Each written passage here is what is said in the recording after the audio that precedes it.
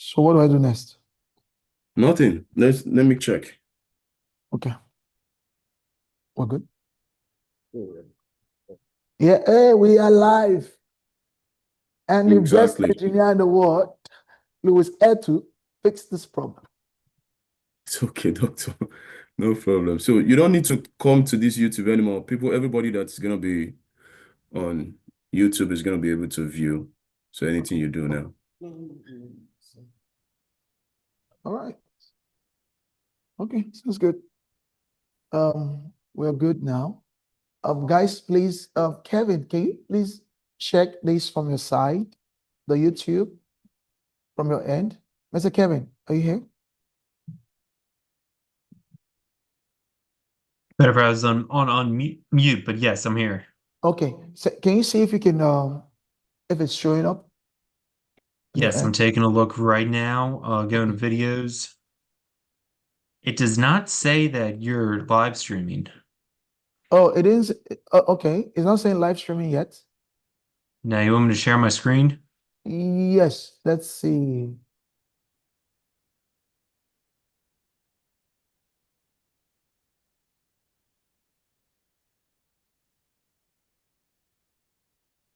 Up says you are disabled. Oh, 1 second. 1 second. Disabled. Participants. Uh, you can share your screen. I'm not sure. Lou, is there any reason why you can't share screen? It's live streaming on my end. Oh, let's share settings. Let me open up a new browser and see. No. I think you host I think disabled before participants. It's live streaming on my end. Okay, thank Live you. streaming is working. It's All just right. the sharing, you disabled sharing for participants. How do I enable it? You're the host. You'll be able to, I think you will enable it that same I don't know. If I think it's gonna be on that share button with the Zoom share. So when you click on that arrow, okay, yes, all participants. You want me to do that? Yes, please. Okay. Who can share? All participants. Who can start sharing when someone else is sharing? Host. So Oh, I see. I'm so rusty with Zoom. I know, Samson, you don't necessarily have to move to YouTube. What you can do, you can share the YouTube link with your friends, your family. For those who want to learn cloud computing, they can watch there, and they can ask questions. We'll monitor it too. We just want to make sure that the recordings are captured. All right. Louis, like we discussed, we cannot pause the recording, right? Due to no, the you can't. streaming. You can't. No, you can't pause it. Okay. All right. Sounds good. So, All right. but can you check, Kelvin? Can you share now? Let's see if Kelvin. If Yes, Kevin, try if you can share.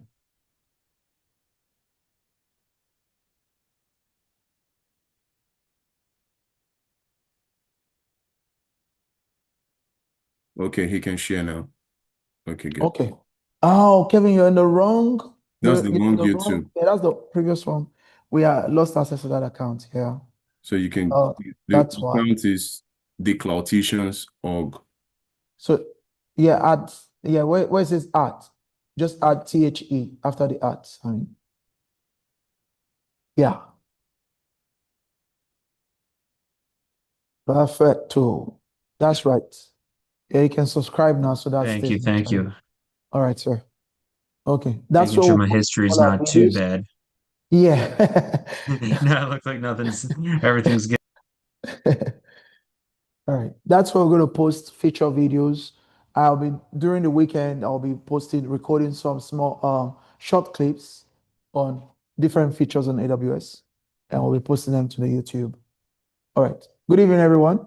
So for work and vacation and things like that, I would just circle back to this webpage, correct? Yes, please. Yes, please. Wonderful. All right. Share with your friends, those online, share with your friends so they can join. The class is free, and you could be a blessing to someone.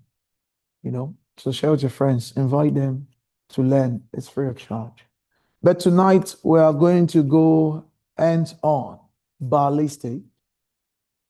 We'll be covering the core services in Amazon Web Services. The core and the featured services in Amazon Web Services. Okay. We'll be covering the core services in Amazon Web Services. So I'm gonna disable the mute button for now. And when it's time for question, I will enable it so you can ask questions and stuff. But thank you for coming. Thank you for being here online and around the world, wherever you're connecting from. Hello to you.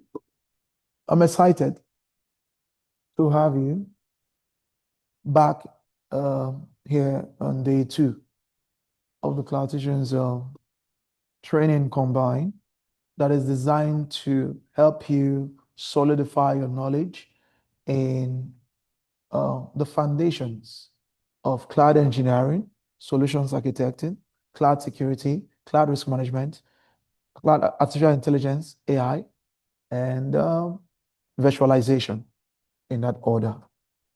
So tonight we're going to be working from the AWS console. That's where we stopped last night. We created those console, we created the AWS accounts, and we pledge to come back to continue. All right, so I am going to head to Amazon, aws.amazon.com. Let's go there, aws.amazon.com. This is going to be the link, aws.amazon.com will be the link we'll be working from tonight. And then on the home page, you'll find sign in to console and create accounts. If you already established an account, the next step will be to click sign in to console. The next step will be to sign in to console.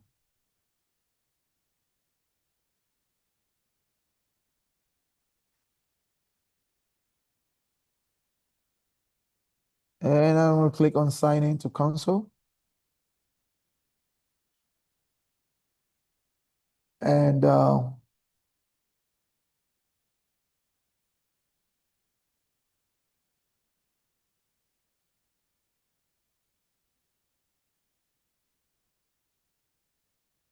my email. How many of you remember my email I created yesterday? I thought it was good to have it somewhere. I think it's an Outlook, right? Uh-huh. Ah, I got it. Thank you. Okay.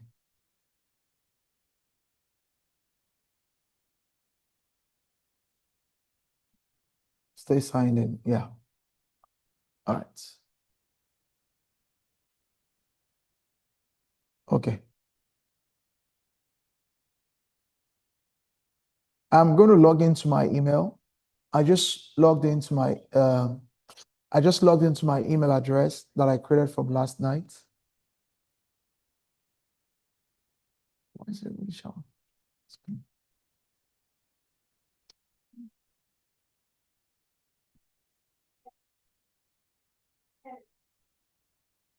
I'll log into my email from last night. Somebody shouted. It's loud. Tell them. And I'm going to select the root user or leave it checked. It's already checked by default. And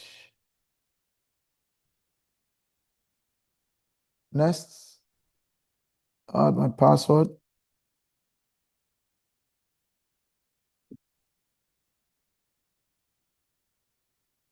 Send me verification code. verify your identity. They want to ensure that I'm the one who have access to my account. And now they are forcing me to register for MFA. I'm going to skip for now because that's part of our lesson tonight. All right, I am back in my Cloud account. I want to teach now. Are you ready? Is everyone ready? In class?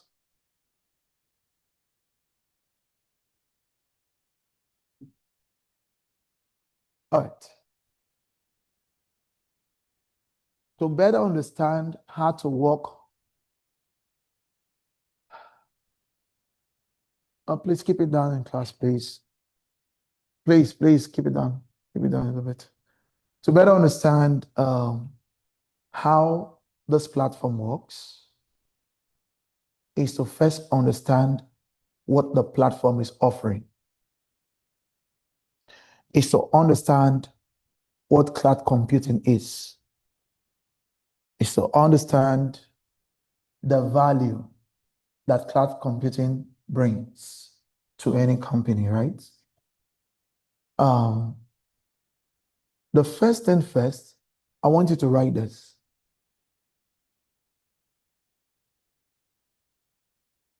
AWS is a regional service, not a global service. Amazon Web Services is a regional service. Amazon Web Service, okay, I can put it on another notepad.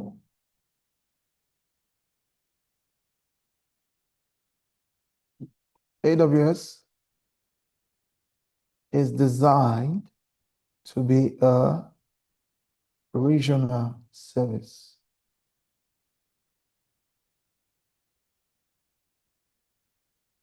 The question is, what is a regional service? What is the idea behind that? I'll show you from my console in a moment. To the right of my screen, you will see where it says United States, Ohio. Can we see that? United States, Ohio? Is that visible? All right. United States, Ohio. That simply means Amazon Web Services have a data center in Ohio.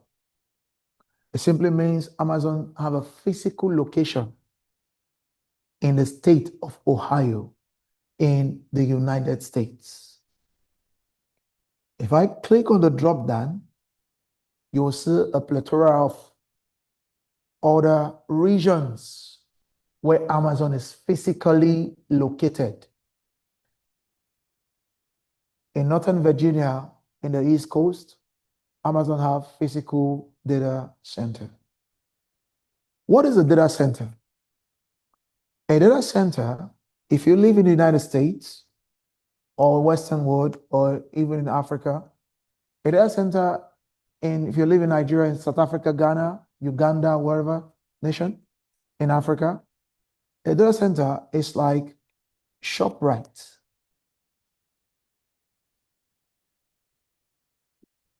This is ShopRite South Africa. It's like ShopRite, just for the sake of those who are in Africa.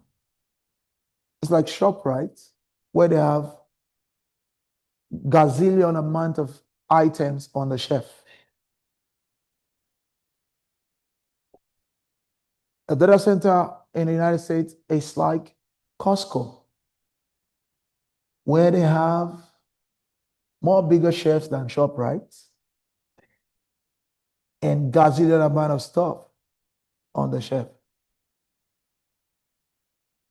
A data center is like Costco, where things are stored for customers who want to buy bulk items for their household, their businesses. So you can tell that in Costco, they offer what? Membership, right? Annual membership. You pay to shop. Most of you have not thought about it. You pay and beg them to shop. That's amazing. What a business model. But there are centers like Costco, where items are kept on the shelf, bulk items. All Costco stores have massive buildings, spacious, because it's not designed to retail at the everyday retail products that you can find in shelves like Walmart. What is the difference between Walmart and Costco? One is in what? Costco is in bulk, but you can also buy stuff in bulk at Walmart. And it's cheaper because it's in bulk. Membership, that's good one. That's one too. Thank you. Membership is one. Costco sells in bulk. That's true. Walmart also sells in bulk, but Walmart doesn't have membership, right? Costco have membership. But here's the difference I want to call your attention to. Please take a good look at Walmart chef. Be my judge. Be my judge. Take a good look. This is Walmart chef. This is a chef at Walmart. This is a chef at what? Costco. Are they the same? Take a look again. We're comparing the two stores, Walmart and Costco. If you understand what I'm sharing with you tonight, you will have a great understanding of data center, and you will have a great understanding of cloud computing. Because in hindsight, data center is cloud computing, and cloud computing is data center. That is the foremost foundation of this. Okay? Now, this is a chef at Walmart. All the chefs are designed this way for your reach, because they carry retail basic items, things you can just get 1 out of 10. But Costco is designed different, because Costco cater to business consumers. Walmart also cater to business consumers. That's true. But business consumers who intend to buy in bulk and at a discount. How am I getting at? A data center is not designed like Walmart. It's often, always, only going to be designed just like Costco. Costco have membership where you can come and shop. What is the similarities in Costco and AWS? AWS provide you the same thing Costco provides and charge membership. The membership they charge is not like Costco. You pay for what you use, the service you use. That's the equivalent of the membership that AWS charges compared to Costco. Costco charges membership for you to shop, and you can shop for bulk items. It's designed for bulk items mainly. AWS has a data center built like Costco, and they allow everybody to come in to use their data center and pay them a fee for using it. Did I confuse you? I can explain now. Is anyone not clear? I can explain. Okay, I'll start again. I'm trying to explain to you what a data center is. Okay, D says Costco is wholesale, while Walmart is retail store. Carlos Bata says membership. Okay, cool. Now let me give you a picture. Let me show you. Can you guys see clearly? Or should we turn off the lights? Can you guys see the? All right. Here's the data center.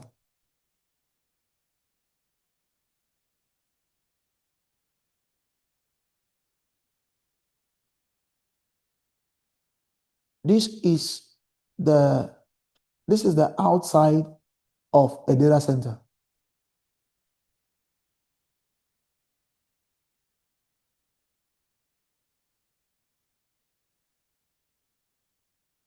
This is the outside of the data center.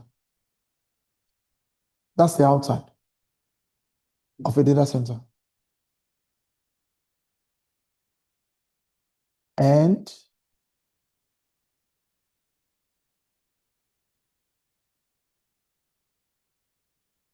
okay, this is the inside of the data center. Now, take a look at this. Outside, that's not what I was trying to do.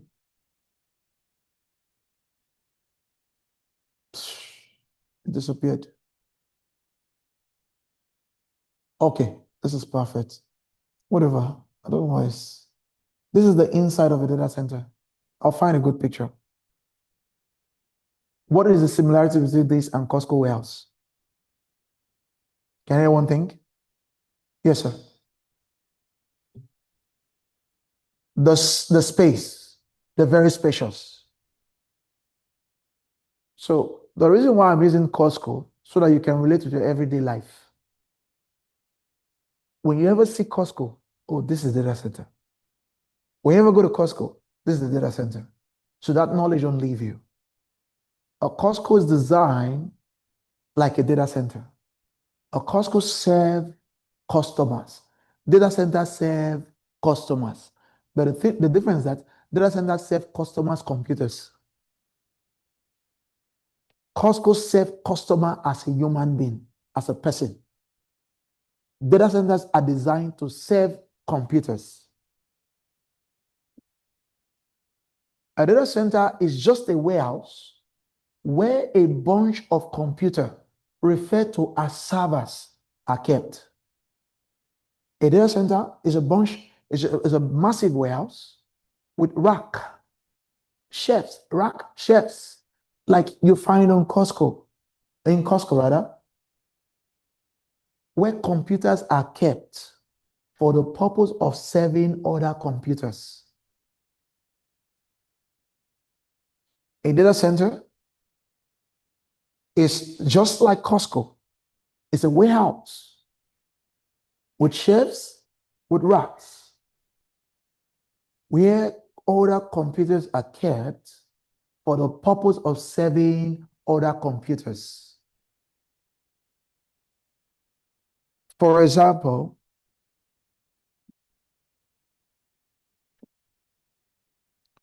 let me show you what I mean. How many of us here, sometimes, I'm not talking of African restaurants, goes to American restaurants, like Applebee's, steak, what's the word? Notando. What was the last restaurant we went to? What was that? Texas Roadhouse. Woo! So are you in the spirit? They have some good steak over there. If you go to those restaurants, two things happen to you, or three things. One, immediately you walk into those restaurants, can we show practical proof?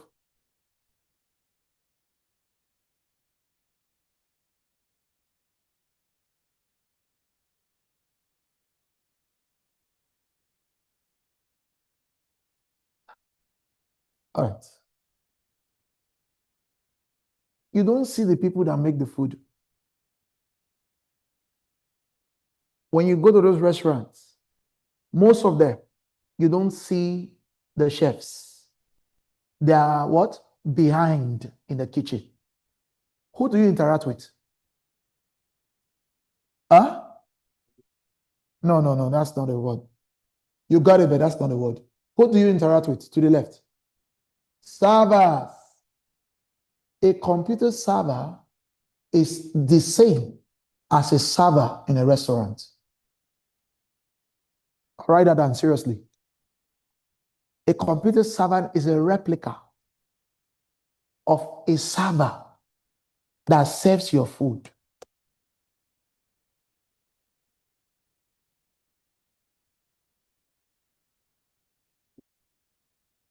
Okay, those are the Texas Roadhouse servers. They bring very nice potatoes and all the chicken and steak and this is one young lady at the Texas Roadhouse. Pictures of their servers, right? Okay. What is one thing a server gives you? Huh? A menu. A server gives you hands over what? The menu to you. Does the server cook the food? Who cooks the food? So the server is the mediator between you and the chef. The server does not do any job other than to what? Serve. A computer server is built exactly the same way. No difference.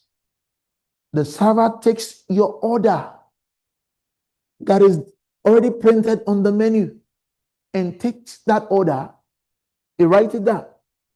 That's data. So what do you keep on a server? You store data on what? A server. Your server at Texas Roadhouse Restaurant writing your order. Sir, what would you like? Steak filet mignon. There's a way they call it.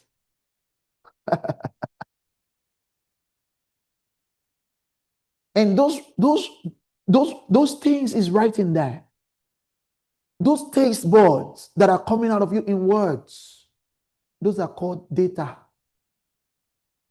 So your server handles your data. That's what physical computer servers do. In what? In these data centers. No difference. A server takes your information and processes it. Now, your server takes your menu and takes it to the chef. The chef cooks the food. That's the chef right there. Look at this beautiful chef. She's making some food. This is one man, great man. He's making some food.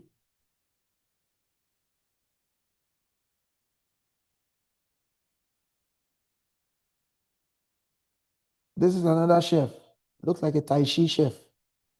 Dressed like a Chinese man that's about to do Tai Chi.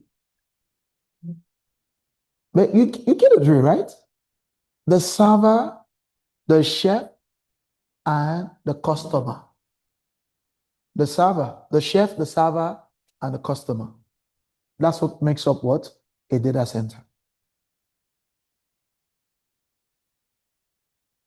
So in a restaurant, the data center will be the restaurant.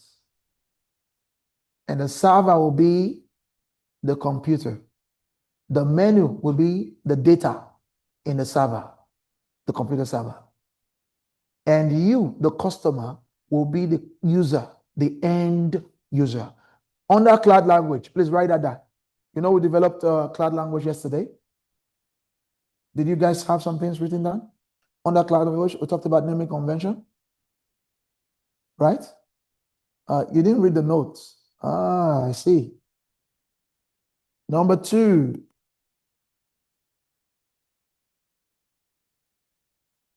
What did I just say? Sorry? What was the last thing I said? No. Oh, dear God. Let me check. Team B online. Please help me out. What was the last thing I said? End user.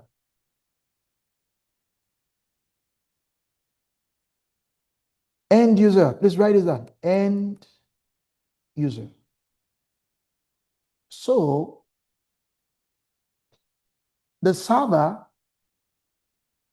is a person. The end user is you who went into that restaurant. The data center is a restaurant building. Okay, in the past, they said I used to make people feel bad about food. Well, I'm a foodie. Let me go to the restaurant that I usually eat in Virginia. I like this. Shout out Alexandra. Let's use their server. Okay, now, this restaurant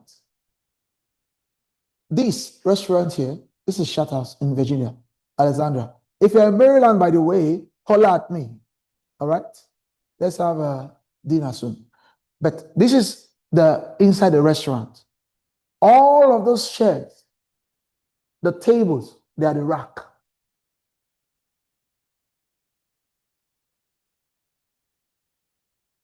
These servers, where are they? You should have pictures of the servers here. This food is the finished product process of your data. This food.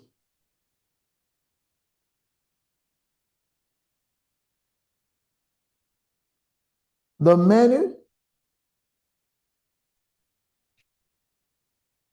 is your data.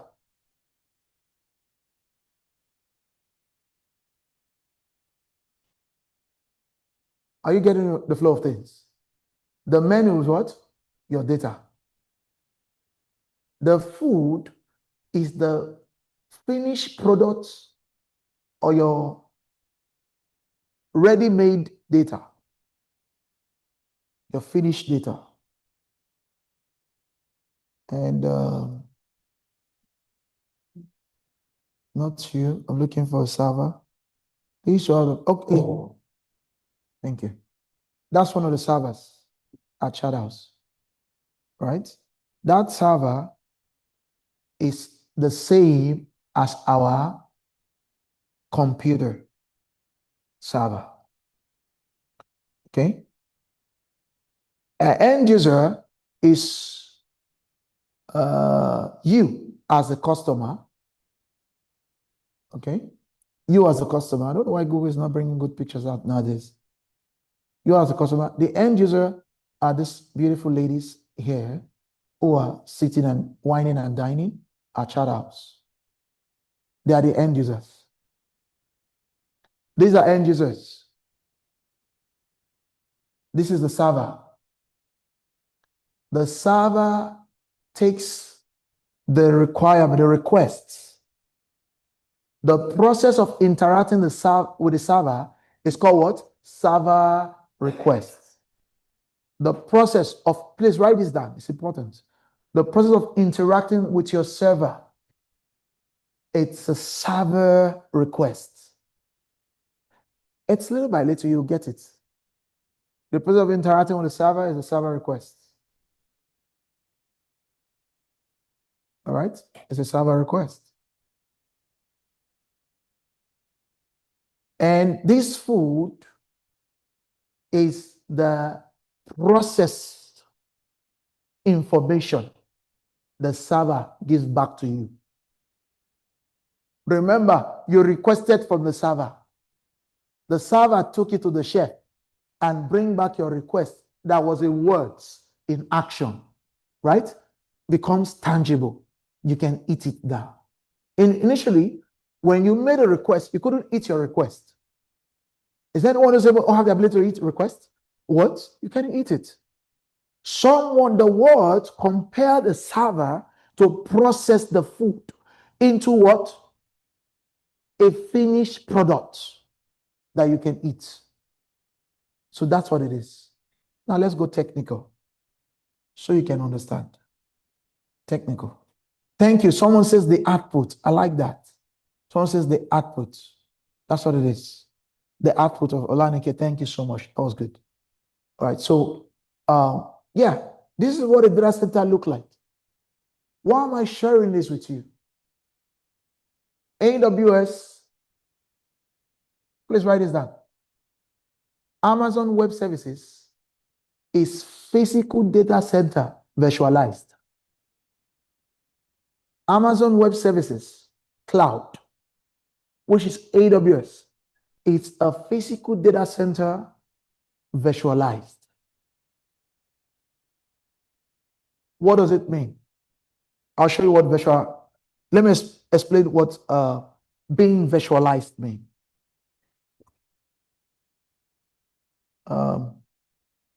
Canon camera. Sorry for my spelling this day. I don't know what's going on with me. How many of you remember having these cameras? I mean, it may not be Canon.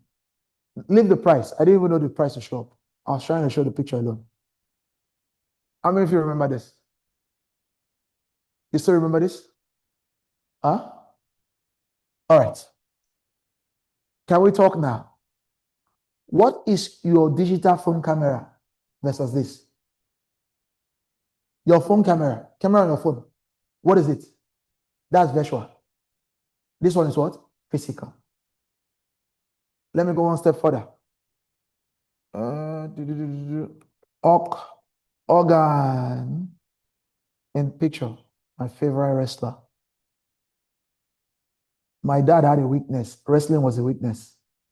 You can commit all the sin for 1 week as long as you bring 7 wrestling cassettes. Gen Z, don't worry about cassette. Don't Google it. Don't try it. I love Gen Zs. All right, now, in those days, please follow me. Follow what I'm saying. In those days, these pictures would be. Can I have anything? Any physical thing? Sorry. Please watch what I'm showing you. Imagine an organ in this physical mouse pad in my hands. In those days, a organ picture would not appear on the internet. Will appear what? On a physical paper. Now, organ pictures appearing on the internet means it has what be visualized. Anything visualized is anything that we can do physically that we're not able to do virtually. That's what it means to have the physical. That's why I'm trying to explain to you that Amazon Web Services is physical data center visualized. Thank you, Tamil. Now, how do you understand what cloud computing is? Well, I explained it over the years, and I said cloud computing is cloud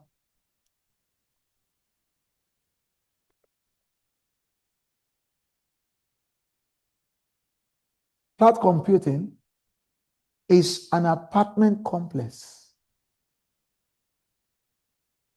You see that? Cloud computing is like an apartment complex.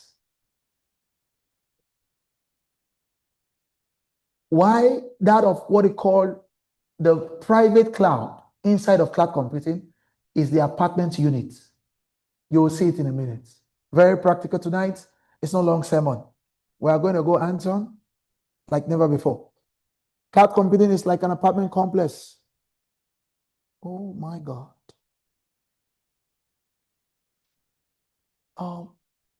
No, I am not recording, John, but the YouTube is recording for us. Thank you so much.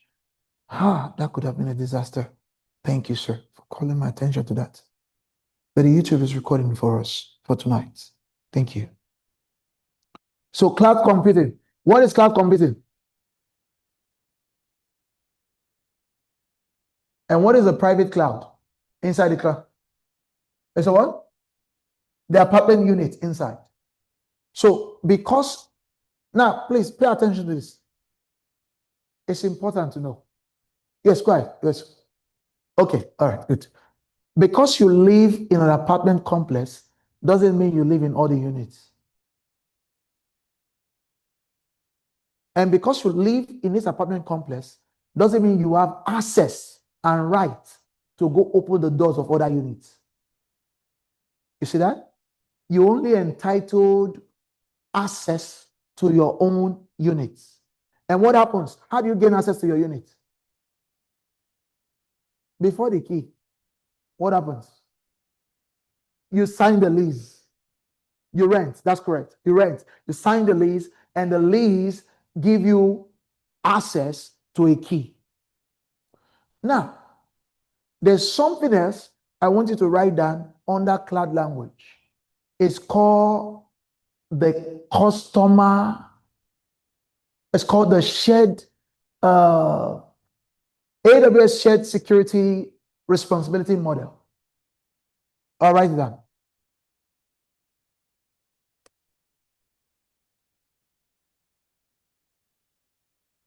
Okay, let me just for laziness sake. I'm lazy today. You see that? I want you to write this down.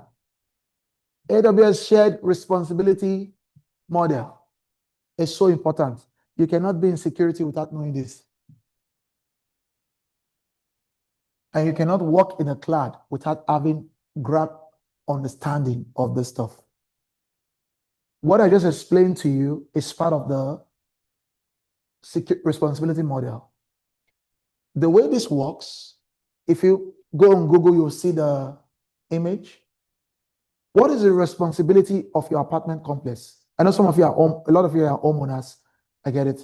But if you've ever lived in an apartment before, what is the responsibility of your apartment complex? The first responsibility is to make sure, okay, that's part of it. Okay, you said to sign the lease. Okay, that's good. The first responsibility is to what? Provide the building. That's part of it. That's part of it. What you just said is correct. 100%. The first responsibility, the first one, the major one, is to provide what? The building. Because without a building, what Auntie said, we can't sign the lease. And you said something too. To make sure that the comfort, you can only make a place that is ready, comfortable. So the first thing first, the responsibility of every apartment company is to provide what? The building. And the next thing is to ensure, like Auntie said to my right, is to ensure that the tenants are comfortable. That's it. So AWS responsibility is what? To provide what? The data center and all the computers in it, which are called servers. Your responsibility. Okay, now, Auntie, help me out again. What is your tenant responsibility? Some of them you can think of. The tenant responsibility in an apartment complex. Huh? Pay your rent. Is it pay your rent? All right.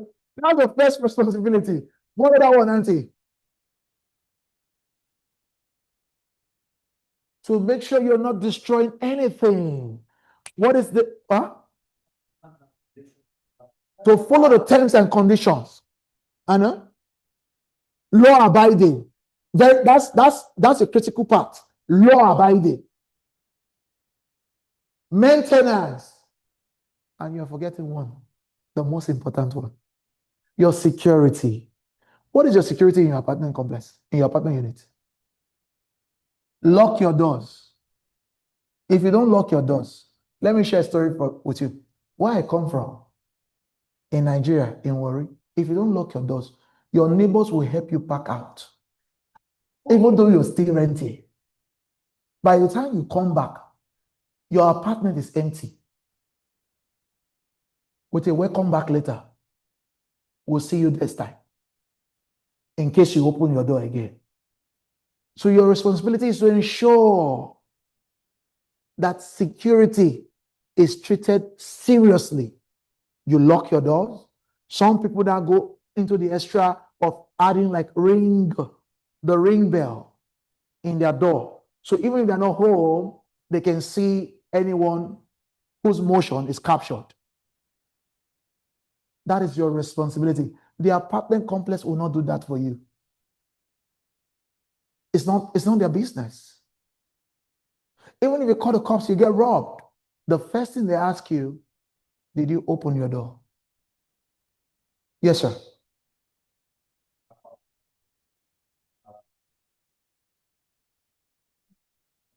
No. I'm saying generally they have the right to, if you need help to fix everything, they can call you if you give them. Yeah, yes, you're right about that. You're right. But this case, what we're treating, what you're saying now is an assistance that they can render to you. But your first responsibility is for you to be safe. If you are indoor, most of the modern doors now, if you lock your door, apartment can't open it because they have two bolts. One directly imparts the key, and the other one is above the key. So that's the security we're referring to. Like when you're inside, and you're going out. If you're inside, you use the bolt. If you are going out, you use what? Your key. That's your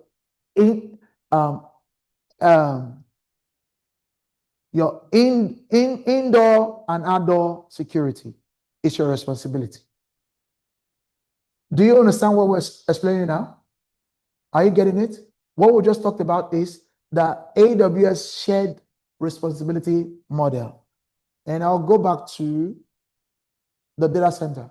I said the data center is just like Costco, where they build all of the locations are massive locations like this. All of the physical Costco buildings are huge, they're gigantic. That's what a data center is. A data center is a building. Please follow me.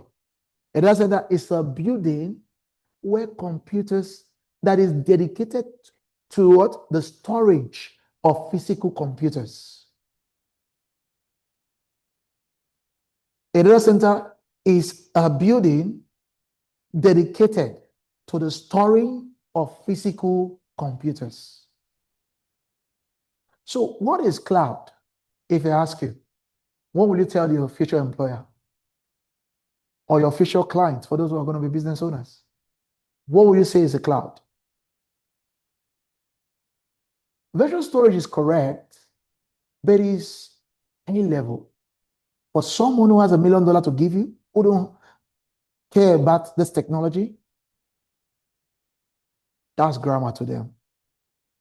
If you're breaking it down, what would you tell your clients cloud is? Imagine your client is a 5-year-old child. Online folks, Team B, let me hear you out.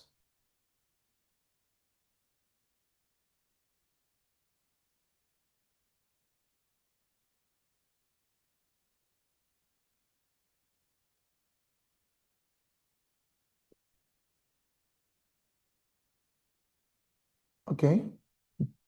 No.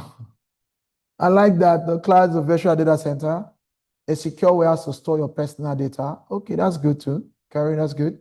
Cloud is a virtual data center. That's good. Now, if anyone asks you, if you're looking for a job, they say, what is cloud to you? Please, for the love of God, don't tell them it's a virtual data center. They're not looking for textbook explanation. They're looking for in-depth understanding of what cloud is. Because they knew what cloud is, they can Google it. If they ask you what a cloud is, your answer, good one, Adeomo Oba, cloud is like an apartment complex. That's case closed. Because it's designed to serve on a renting. You cannot buy an apartment unit that is not designed to be a co-op or whatever the case is. A apartment unit that's designed for leasing is designed for leasing. You can't buy it. You can only rent it for a term, 6 months, 1 month, 3 months, and 1 year and maybe 2 years or 1 year, 6 months. So a data center is a cloud, but the cloud is also a data center. But if you want to tell someone what a cloud is, tell them the cloud is like an apartment complex. Do not throw technical jargons to technical people. Oftentimes, technical people are not looking for technical people because you're going to bore them with your technicality. They're looking for people who understand the craft at the base level, who can comfortably talk. And please write this down. In cloud language, we call this right leveling conversations. right leveling conversations.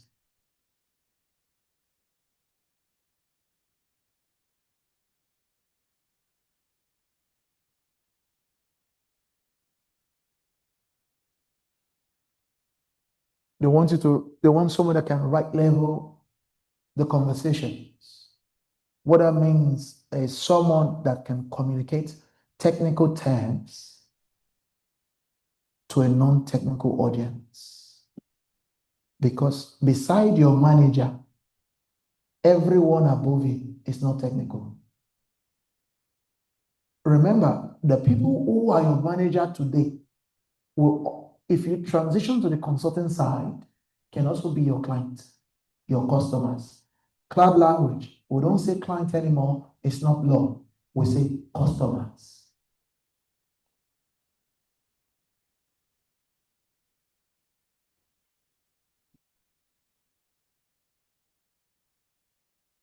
Customers. And customers is deep. We can get into very deep stuff, but I want us to do hands-on so you can understand. Once we start doing these things, it will make sense. The best way to learn is being practical. I can stand here and tell you everything in the book, but if you're not doing it yourself, you will not get it. So that being said, I'm going to end my keynote here by saying, recapping.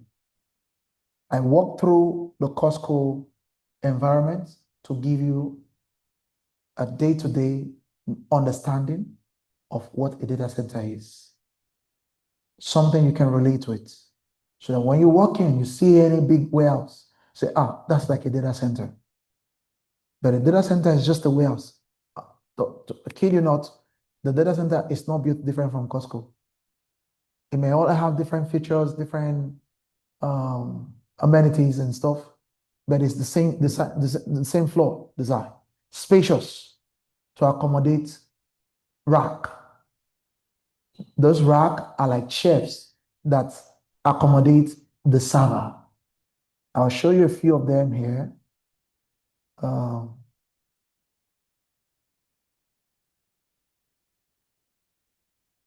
I'll encourage you to please silence your phones, please.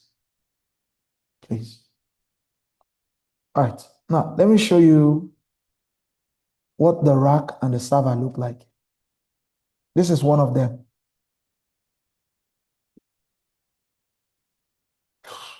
All right, please take a look. This is one of the, this is what the physical computer server look like that is kept in a data center. There are different types of servers. There are different types of servers. Just like there are different types of servers in life, in restaurants. There are servers at airport restaurants. There are servers at main city restaurants. Even air hostess are servers. I hope you're aware, right? Air hostess, as prestigious as their job, they are servers. They serve meal on air. That's what they do. So there are different types of servers. Air servers, land servers, sea servers, airport servers, main city server. So you cannot just go and buy servers on the street or from Amazon. The type of server you can buy from Amazon are servers for very small home-based business. Can I teach like I would normally do? I know a lot of people are very basic, so I'm trying to really dim it down. All right, please don't get bored, okay? I'm trying to dim it down as possible. I would have just gone ballistic from this place, but don't get bored. We'll get there. This is a server. This is a server. That's a server.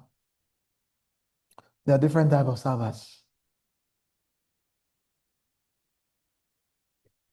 This is a server. There are different types of server. But the server for data centers are like these ones. This is the replica, the exact servers that you'll find in the data center. And this is the server that are visualized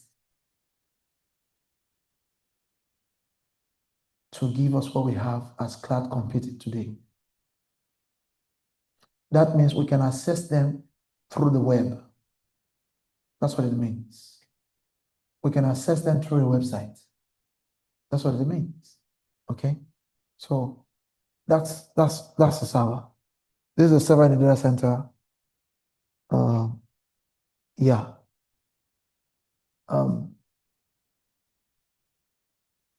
Any questions before I continue? Or make sure we're not lost. Any question in class? Any question online?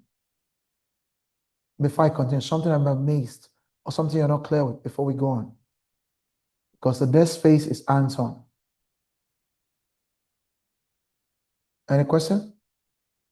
No question in class? Yes, sir.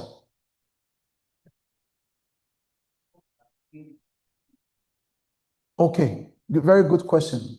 My brother here is asking, in a data center, what are the items you will find? Like when you go to Costco, we know we'll find, just to simplify it, the items you will find in a data center is one, rack. This rack you see here in Costco, that's the number one thing. You'll find air condition. You'll find electricity. You'll find physical security guards. You'll find CCTV camera. You'll find LAN cable, of course. You'll find some monitors, whatever. And you'll find the servers itself. And you'll find the cooling in the form of water cooling and stuff to cool the server because it's very heated. Those are the things you'll find in a data center. But now, let's get to the reality of things. Let's get to the reality of things.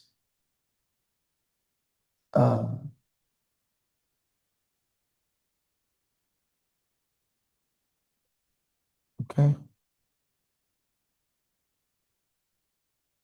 Okay. This is also a server. That's what a server look like too.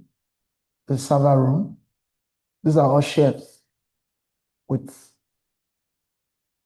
racks containing a lot of computer servers. Now, the good news is that you don't need to know how this thing works physically. This is gone with the past.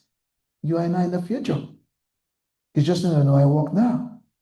That's what matters. And that's the next thing we're going to do. So I'm going to go back to my AWS console. Okay, tell me, how many cloud languages have I written down so far? I want to make sure you're following. How many cloud languages do we have? Yes, I've mentioned.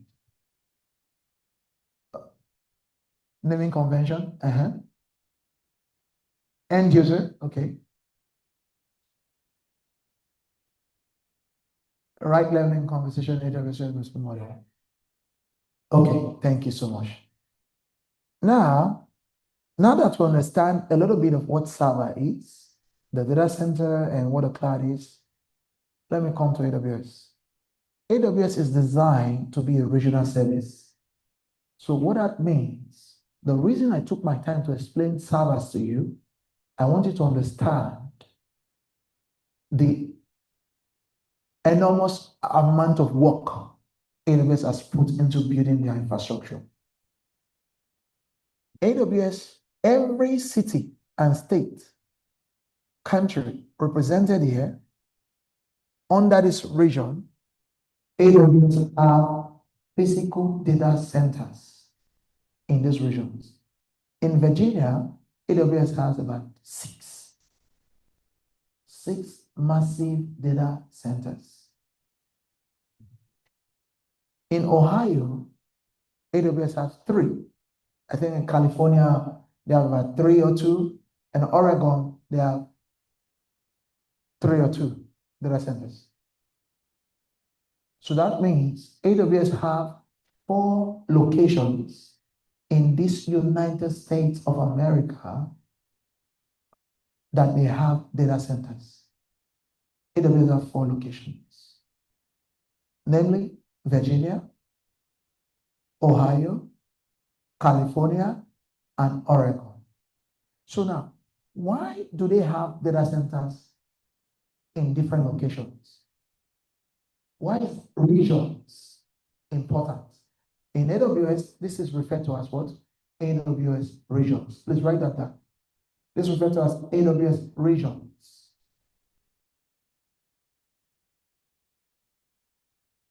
Why is regions important? I'll tell you in a minute.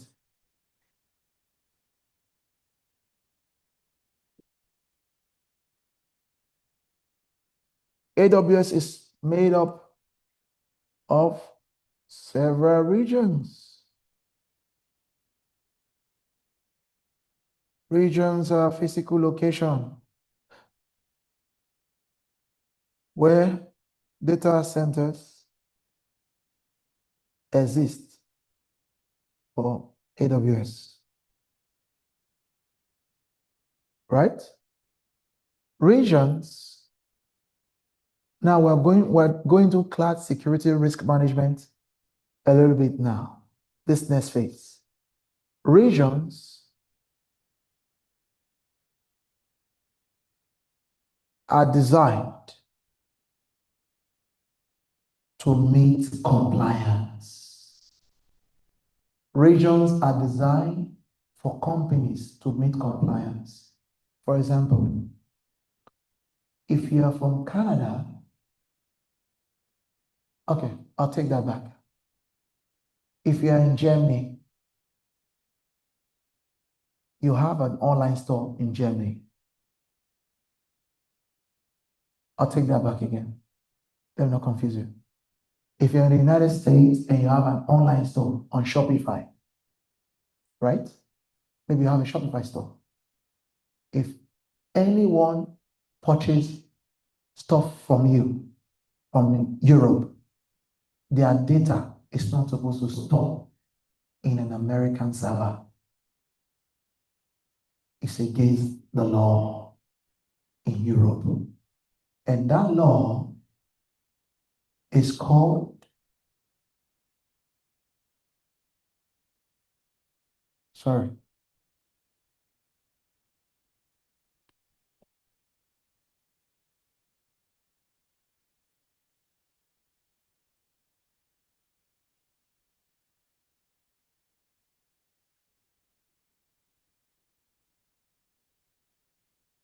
let's take a look at it. It's called General Data Protection Regulation. Please read this, please. Read this. Why regions are very serious business. They're not a joke. If you want to be a successful engineer, whether it's security or architect, you must understand this thing. And that's why I'm taking my time to explain it to you. Fines. Did you see that?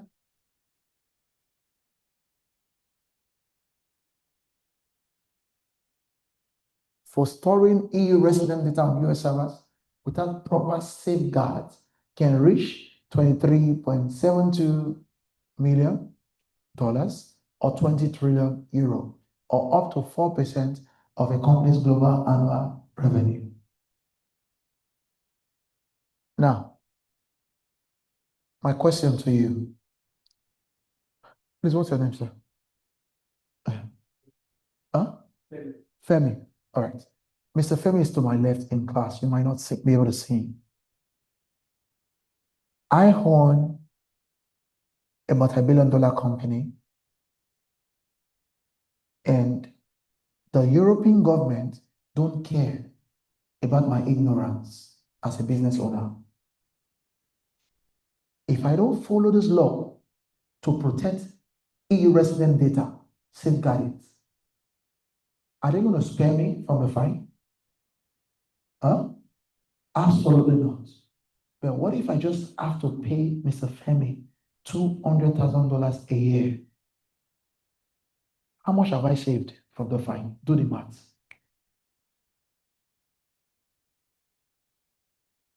That's almost 23 points. Oh, that's more than that. 22 in dollars, right? 22 point something million dollars is what I've saved. If I deduct his salary, that's 22 what? Over 23.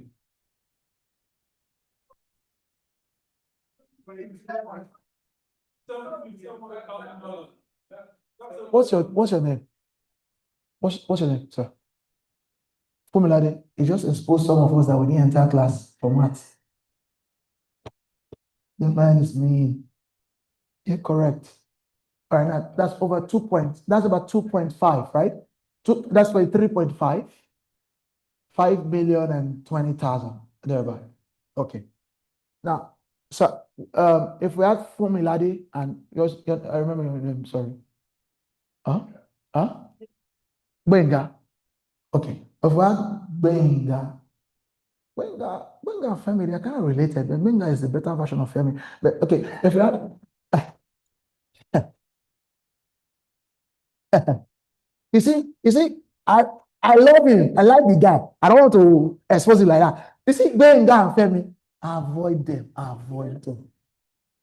Avoid Benga and Femi. Especially Femi. Femi. Ladies, avoid them. Please. Femi.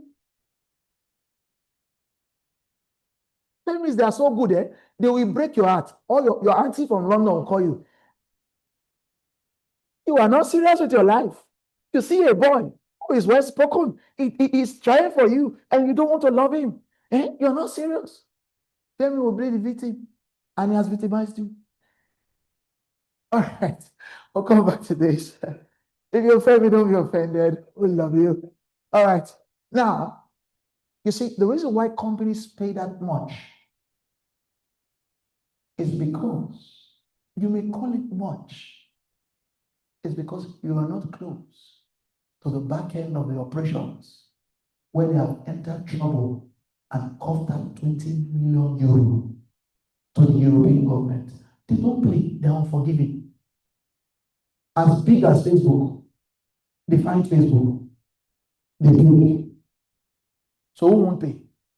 If Facebook can pay, who are you not to pay? EU don't play, they don't forgive you. Because companies know, that's why they hire you to help them with their compliance. So if a company wants to do something in Europe, now that you understand compliance a little bit, let's go. Where will you tell them, what region will you tell them to host their service?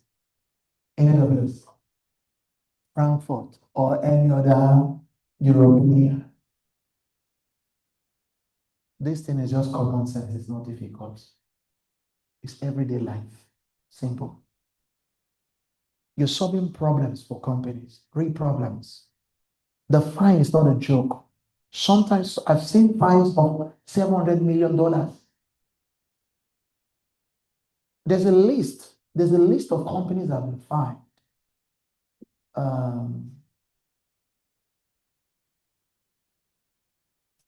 Look at this, please read this. Read this. 1.9 billion fine for keeping EU data in the US. Keeping EU data in the US. Meta, which is the Facebook parent company. You see that? So it's important. Those fines. Oh, okay. Can you guys hear me now online? Can you guys hear me all right? We're trying to make this video so excellent, but it's not happening. I'm so sorry for that. Okay, good stuff. Now, the reason why regions exist is to ensure that companies don't get in trouble. That you, as a professional now, you can advise them. Please write this down.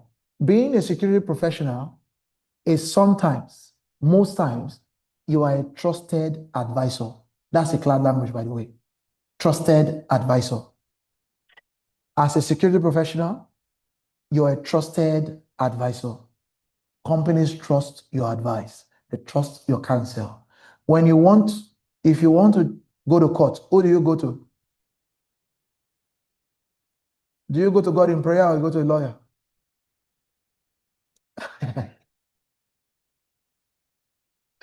I like that answer. It's truth speaking, both. One can guide you to a good lawyer. But you see, as lovely as God is, God will never show up in court to judge a case for you. Because there are protocols in place. You must what? Go to a lawyer, an attorney of such. Right? So that is it. So when companies want to beat this fine, they go to a security professional who has the knowledge to help them. That's why you get paid. You see that? They don't want this fine. They want you to continually help them, keep them away, and help them architect securely. Okay, good stuff, good stuff. All right.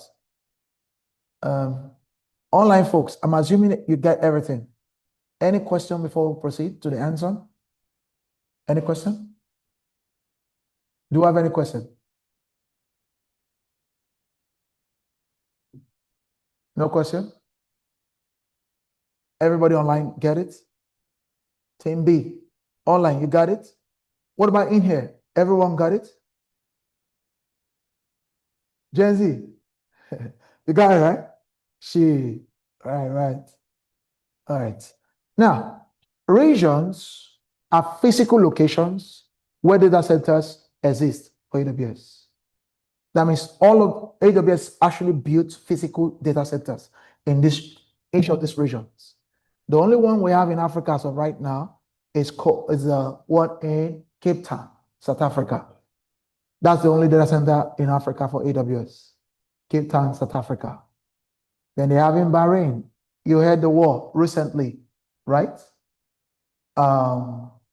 Iran bombed AWS data center. Was it AWS? Yeah, AWS, one of AWS data center in Bahrain or thereabouts. And I think they also touched on Microsoft. I'm not really sure about that one. But data centers can be impacted.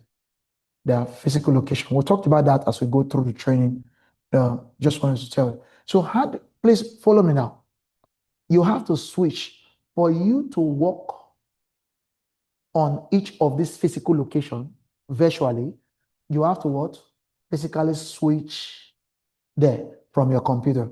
So if we want to work in Northern Virginia, I'll click on the drop down where it says Ohio, and I'm going to switch it to what? Northern Virginia. It's loading. It's loading now. All right, it's loading. If I want to work in California, what do? I'll switch to what? California. Listen, guys, listen. Just for a second. I want to joggle your memory to yesterday, a timestamp in yesterday. Remember I told you that everything in AWS looks alike. That's why the naming convention is important. Because if you go to California, if you go to Europe, it's the same thing you will see. No difference. But what differentiates them is what? The name. That's what we're going to do in a minute, and then we're going to create accounts, and we're going to create a website and a lot of stuff, and we're going to do a lot of stuff in a minute. Okay? So if I want to work out of India, Europe, I'm going to switch to Europe. I'm now in Europe, in Frankfurt, so I can build all my solutions. And please note this. Everything you do in Frankfurt is like Vegas. What happened in Vegas stays in what? In Vegas. That's the model. What happens in Vegas stays in Vegas. Everything you do in Frankfurt stays in Frankfurt. So if you want to do the same thing, you have to export it or you create it in another region. So because they look the same, doesn't mean you work in Frankfurt, they will appear in Northern Virginia. It has to be what? Regions are project specific, and project should be region specific. Write that down. Projects you build in AWS ought to be region specific. I'll write that down.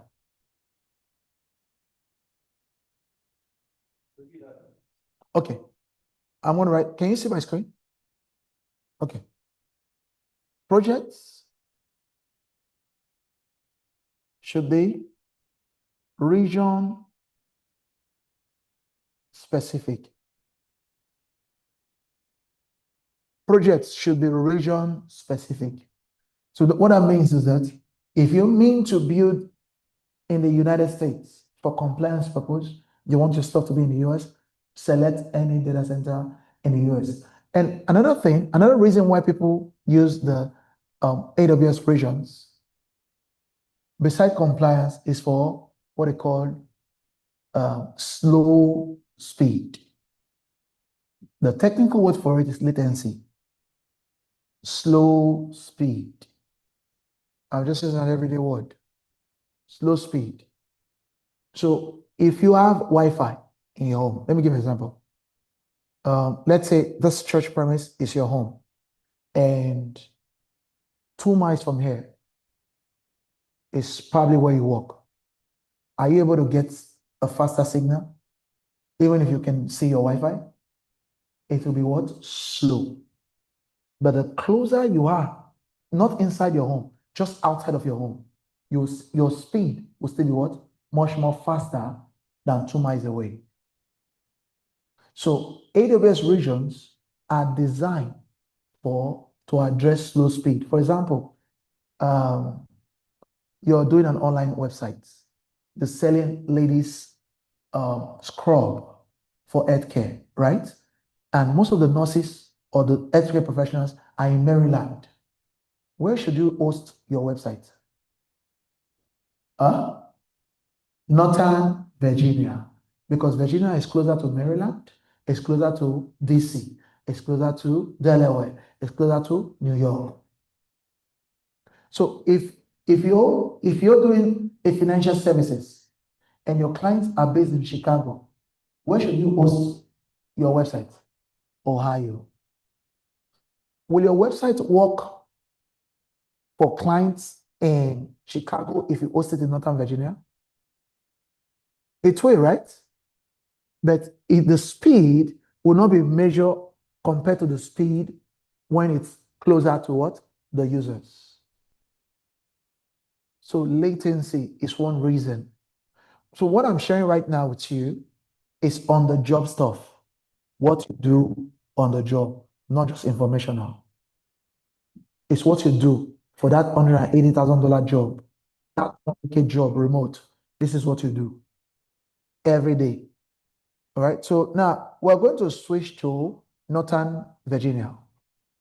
Let's switch our region to Northern Virginia.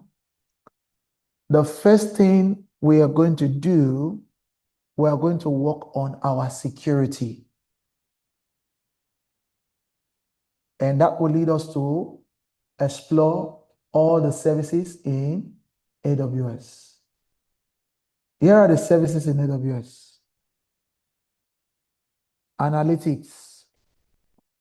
That's a category of service. AWS have services. Let's just use common sense, not technical know-how. Work with me, guys. Which company will patronize AWS and use their media services? Which company? Nintendo. I don't know. What company? All Team B online. Come on, talk to me. What company will patronize AWS? So, okay, Ebenezer, how good? Netflix. If I is CNN. What other company? Huh? Sorry? Skype. It's a Skype, right? Huh? That's a media service too. That's a media service, definitely. Olu. United Healthcare. Okay. Not so much of media service, but I can see that possible. But not so much of media service, Miss Marina. But that was good. Fox News, YouTube, X, which is Twitter. Thank you. Instagram. Anything that has what? Media related services. So AWS is designed with common sense in consuming their service. Welcome, sir. Welcome. Welcome. AWS is designed with common sense consuming their service. If you're a media company, you are going to be taking advantage of what? The media services. If you're a game development company, Gen Z, if you cannot tell me 5 games, you and I, all of us will have fights. What gaming company will be using gaming development in AWS? Gen Z. Thank you, owner, ESPN. Okay. FIFA. That's right. EA. Nintendo. Thank you. Nintendo. I didn't know there was one called Rockstar. That's a good one. COD. Okay. Nintendo, PlayStations, Xbox, EA Sports. Those people will use something like game development. So now,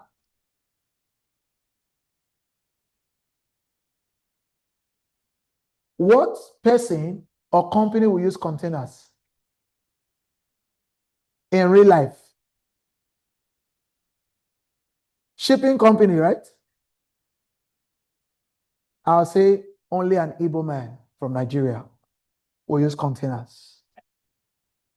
Except you don't understand that, it's okay, forget about it. But containers are pretty much virtual computer. They are computers that are designed in different way. They are also a virtualized version of your physical computer. We'll get to them later, right? Karen say Home Depot. Karen, are you like serious? Someone say UPS. Oh, come on. Oh, Karen. Have mercy on us. All right, good stuff. So, database. Most companies will use database. Most companies will use database. Internet of Things. What company will use Internet of Things service? Electronics company. In case you don't know what Internet of Things is, Internet is just simple things like sometimes your weight loss how is it called? Is it weight loss? Is it scanner? Scale, right? Your weight loss scale might have Bluetooth that connects to your phone, that sends you your body BMI and that stuff. That's an IoT, Internet of Things device. Companies that do those kind of stuff. Newell is one company that's very big with IoT. Let me show you. Newell. They've been around for a long time. Newell brands. Those guys, they develop most of your favorite brands that you find at Walmart. Oyster, Rubbermaid, Graco, for the car seats. If you have babies or raised able babies, you probably have gone through a Graco, right? Papermate, Food Saver. They have a bunch of product, Crockpot and stuff. Those guys do IoTs a lot. This kind of companies will want to consume IoT services in AWS. So let me explain to you now. AWS is like what? A shopping mall. Not every store you shop at the mall when you visit. But the mall contains what? Every shop. AWS is like the mall. One of the biggest malls in the world is the Mall of America in Minnesota. The Mall of America. There's a bunch of stuff here. That's botanical. The Mall of America in America is one of the biggest malls in the world. Maybe there could be, these Dubai people, they build a lot of things that they don't even need just to show America that they are very, I feel like they're so unintelligent in that country. But this mall has a couple of things, a lot of stores. Even a mall in Syracuse, New York. I forgot the name now. A lot of malls here. Malls are not so big in Texas. I don't know why. Though Texas have like big space, very special. The malls are not, they don't invest in a lot of malls in Texas that will make you wow, like you have in New York, upstate New York, massive mall there, Minnesota, the Mall of America. So these malls contains everything. But when you go there, you don't shop there, but they design it for your convenience. So if you want to buy shoe, there's a store for shoe. If you want to buy bags, there's a store for bag. It's the same way AWS offers services to everyone. AWS cover every business in the world. If you are, except you're doing like native doctor business, they don't have a service for you here. But if you're a non-native doctor, they don't have shock that you can use to rub your tongue. That's the only one they don't have. No digital shock, unfortunately. But they offer everything for you. Then if you're doing machine learning, if you're doing like autonomous vehicle, Tesla, Elon Musk, this is be the spot. They will consume the services. Now you may be asking, how do I learn all of this? You don't have to learn them.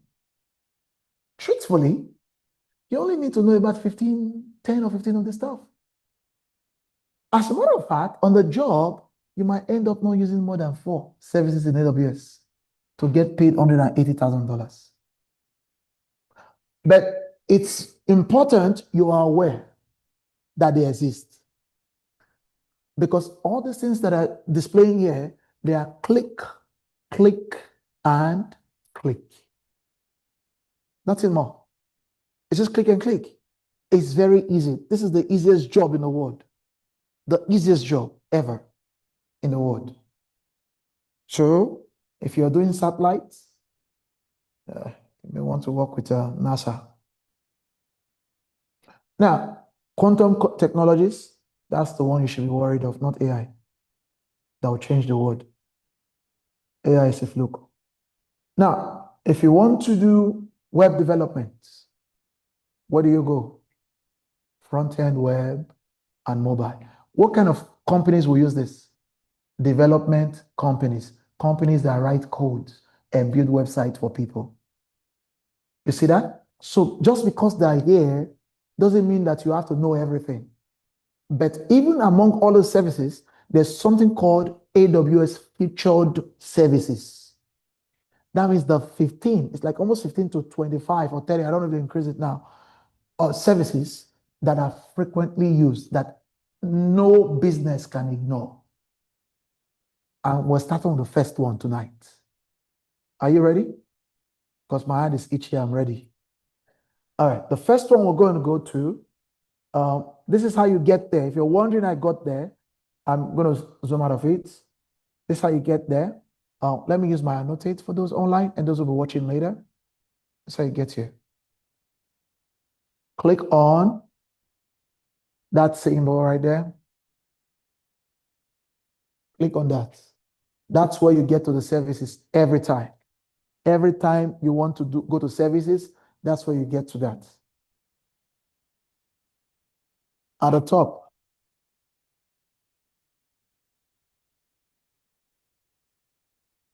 that's it. At the top, that's it.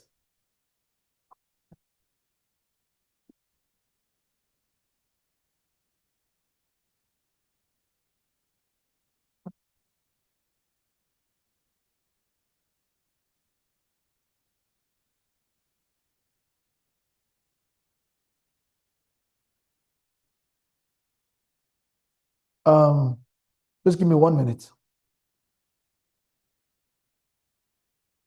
The graduation. Congratulations.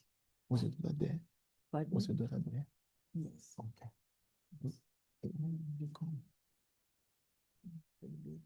Oh, it's a reality in America. That's the food. Eh? The food is there. So we can take both now. Okay. Let's finish this now.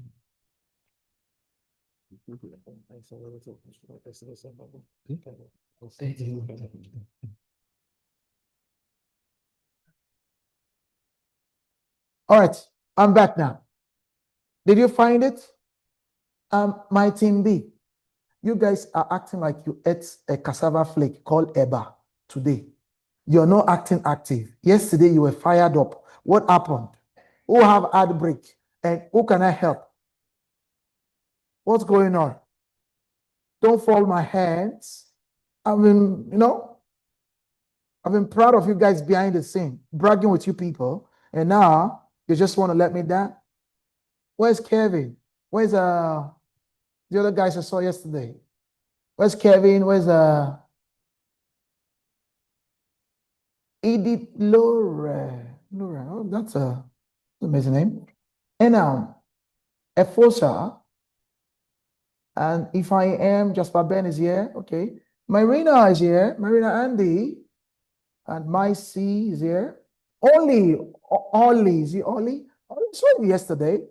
Okay, Kevin is here. Fully active. I like that. We active. Okay, nice. Active. Nice. Good. All right, let's go. Triumphant Agogo. Triumphant, you're the one in the UK, right? How are you? Mr. Tony, Tope, Tommy Deawoyomi, how are you? Tuli, is that a Tuli that I knew? Tuli Mivava, Uchena, J. Oyenche, Wisdom Yinka, good to see. Oh, Adeoye, why are you not active? Why are you not active? What's going on? All right, don't worry. We'll go on break shortly. Don't worry. I'll answer your question. We'll go on break shortly. Now, if you find that place, let's go. This is going to be look for, scroll down towards the end. Is the service before the last one. Click security, identity, and compliance. We are going to be working on the first service tonight.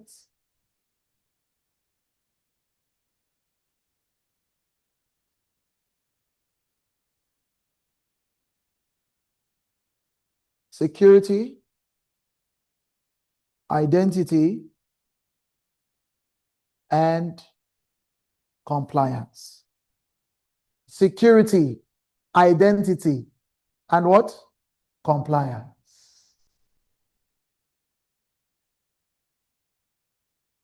If I tell you this one now, you will not believe it. So let me not tell you. Do you know just this service, if you master it, can net you an upward of $200,000 a year? Just a specific service. This is the foundation. This is the bread, the butter. This is everything. This is the protection. This is the defense. This is the detection of the cloud. Security, identity, and compliance. It's a big deal. It's a big deal. Now, security and identity and compliance, we're going to click that. And then we're looking on the security and identity and compliance. We have a bunch of stuff. Let me tell you, don't be intimidated by this nonsense. It's click, and click. Very easy. Very easy. Gen Z, you better be taking notes. If I come there, it's me and you. All right. Now, we're going to scroll down. And we're looking for IAM. Sorry. I think it's up above now. Added more service. IAM, Identity Access Management. IAM stands for Identity Master. The Christians will remember this by saying, I am.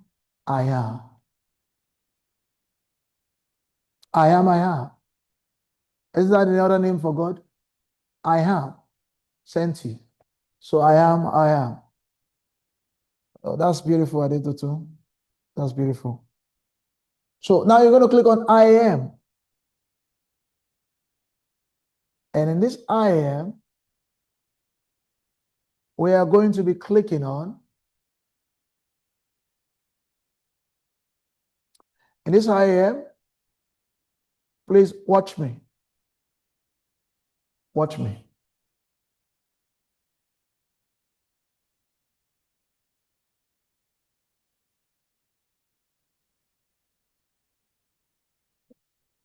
You're watching, right? Okay. Now, in this IAM, we are going to be changing the alias, account alias. The reason why, please listen to this. Listen to this. One example of naming convention is this. Now, can you tell me if this account I'm in is my production or my shared services environment? Who can tell me what environment I'm logged into? Remember environment from yesterday? Or did you forget? Huh? Did you forget environment? The dev test environment, the production, and what? The shared services. What environment am I in right now? Who can tell me? Looking at my URL. Please tell me, what environment am I in? Okay, AWS is the platform. What environment in AWS am I in?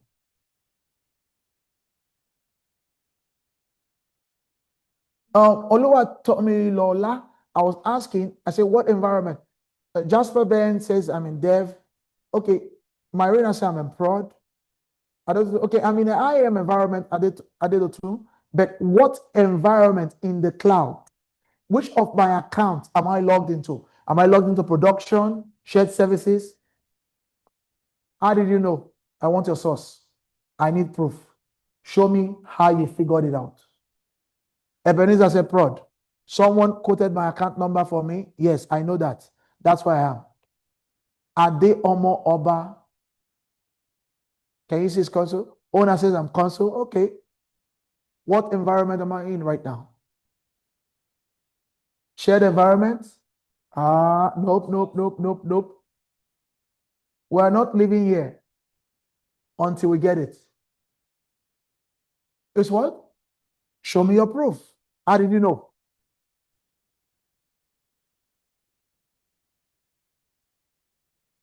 Where is the name here? Give me your proof. You said I'm in development. Please show me proof. I want proof. Huh?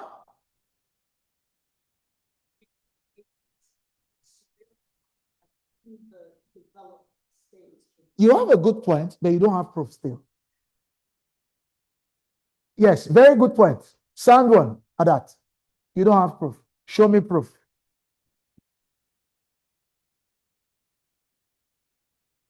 Okay, I'll be able to say the URL is not user friendly, so it isn't.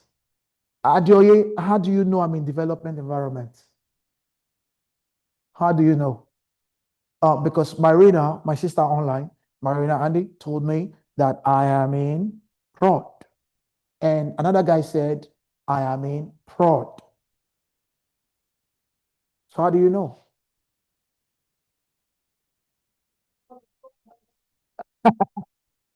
That challenge you're taking. One of my aunties said, don't tell us yet. Hold on. I'm holding on. Oh boy. What a day, what a day, what a day. What a day. What a day. Someone said, Sukri from Lagos. Sukri says, Sukri, are you male or female? So I can address you proper. He said, development and testing because you can see the tools. Oh boy, that's a good point, but not what I'm looking for. Not what I'm looking for. Not what I'm looking for. I have not signed into IAM user yet. So what environment should I sign in? What environment am I signing currently? Root account. Okay. What environment is the root account hosting? That's a good point, but not exactly. All right. Thank you. Auntie say, tell us. You have held this suspense too long. Okay. I like this. Oceana say you can't tell because the URL doesn't specify the naming convention. Okay, good, Sukri. That's good. Now, the reason why you do not know, please pay attention now. It's very important. This is on the job stuff. This is on the job stuff, not theory. This is on the job stuff. The reason why you do not know is because I have not assigned a name to it. So this environment, the reason why I was asking you for proof, if you're giving me proof, I can disprove your proof because I am at liberty to call this any name. I can name this prod. I can either name it shared services or I can name it what? Development. So creating alias, this is where the naming convention comes in. This is the importance of it. It gives you identification with accuracy. Now, this is going to be Christ touch, because Christ touch dev tests. Boom. Yes, yes, yes.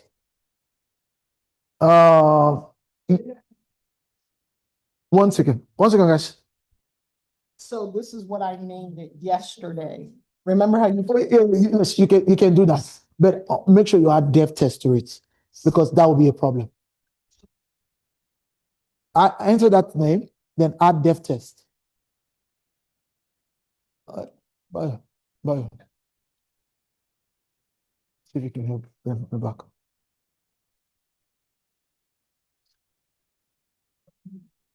You see that?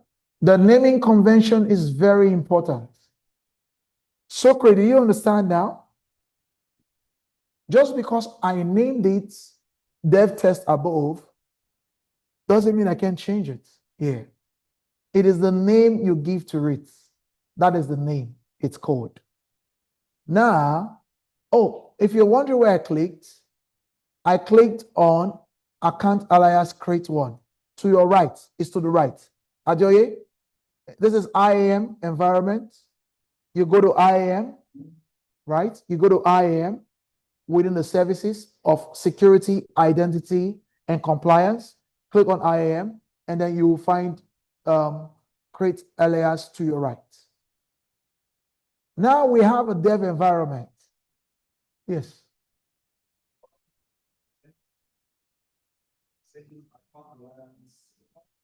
Hold on, guys. Listen to our brother back there. Sir, please speak up.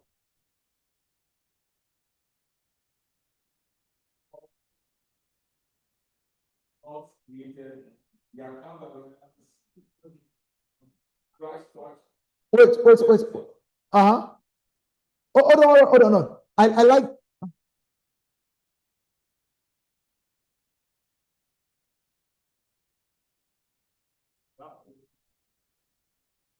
Can I explain something for what he said? It can educate people. There's a brother behind Team B online. There's a brother in class here. So what's your name, by the way? Yinka, Mr. Yinka. You know, I was looking for you. Okay, now I found you. Mr. Yinka says he tried to do, please keep it down a little bit. Keep it down. He tried to use the same name that I used. I was waiting for someone to do this. And thank you. He tried to use the same name that I used, and they told him that the username already exists. Can I tell you something? In IAM environment, in this one, the naming convention are account holder specific. What that means, it functions like an email. If I have Lola Osoba PhD at gmail.com, no one else can use that anymore at Gmail. So you cannot use an existing name within the AWS ecosystem in the IAM environment like this. So every name has to be what? Unique. Are we clear? Because it's important. Yes, dev test at the end. Ensure you add dev test at the end of whatever naming convention you're using. This is important. Because my auntie is asking me, why do we have to add dev tests to the name? Because that name tells you what environment you are in. So when we move into production, Yes, in that, right. Right. You can only have one URL to a specific account. So when you open a new account and you call that production, it will not be production until you change the URL from the default account ID number to production. All right, folks, are you guys following? Are you tracking? Is everyone tracking online? Yes, Mr. Ika. You good? All right. Okay. Yes, yesterday you used it and it worked because it's unique to you. That's nice. Tolulope Adewumi. All right, good stuff. John Oyenshi, Sukri, you got it?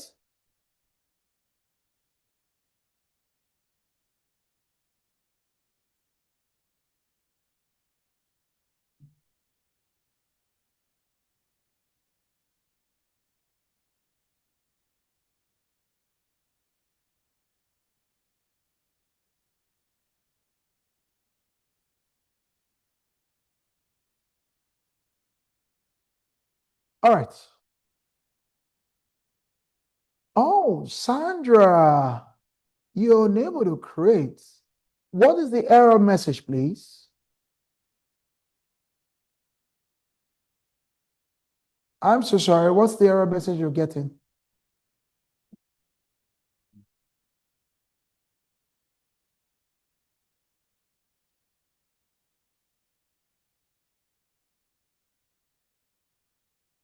Sandra, I'm waiting for you. What's the error message?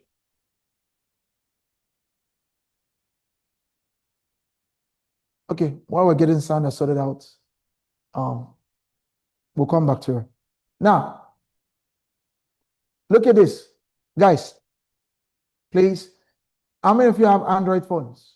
Yeah, Android. What about iPhones? Okay, if you have Android, go to Play Store and download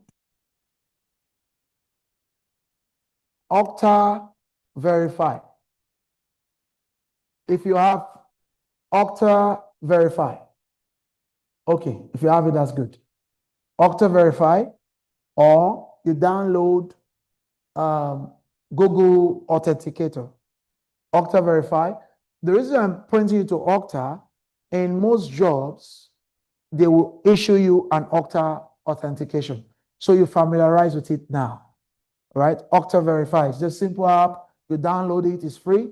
You can use it to do the next task we're about to work on now. Okay? Okta Verify, or you can use Google Authenticator. Google Authenticator app, either on Play Store or App Store. Google Authenticator app, and that's the logo. That's the logo on my screen. Google Authenticator app or Okta Verify.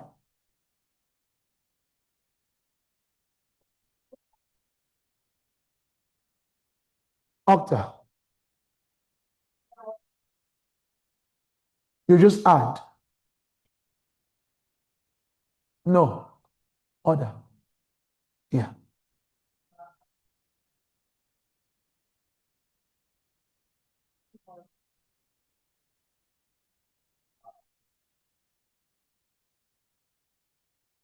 Yes, Tolope. The Okta Verify is also available on iOS. Okay, Sandra Joseph. Just use any name and just add dev test to it. Could be Sandra Cop dev test. If it doesn't work, use Sandra company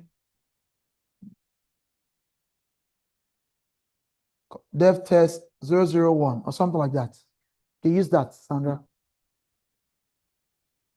All right. Can we continue? It's a little rowdy now. Can we continue?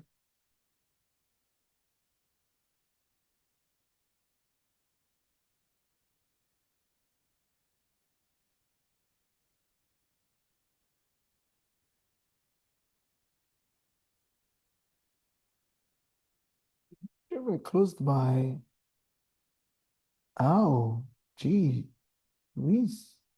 Okay, cool. Uh-oh, this is not my cloud account. Where did it go? Where did my AWS go? Did I use it? Gee. Who took my AWS away? Where is my AWS? All right, cool. I'm just gonna go back to IAM real quick. Sorry about that. Okay, this is where we are now. We have assigned value to our account. The fact that this is account, please write this down. This is account environment designation. Account environment designation. That's what we've done now. Account environment designation. You need to assign an environment to each account that you sign up in AWS. They cannot exist in silo. They cannot exist alone. They're not an orphan. Every account created in AWS performs certain function. Designation. Now, the next thing we're going to do is to what? Add MFA. We're going to add MFA. What does MFA means? Multi-factor. That means multiple process of doing one thing. Multiple process of carrying out something. Multi-factor. Multiple reasons for anything, for something. Multi-factor authenticator. All right? That's what it is. Multi-factor authenticator. We're going to add MFA. We'll add MFA to this. And we're going to provide a name. For mine, this name, please, it cannot be more than 64 characters. All right? It has to have valid characters between A to Z, uppercase, lower, or lowercase, 0 to 9, and plus, equal, comma, full stop, and @ underscore hyphen.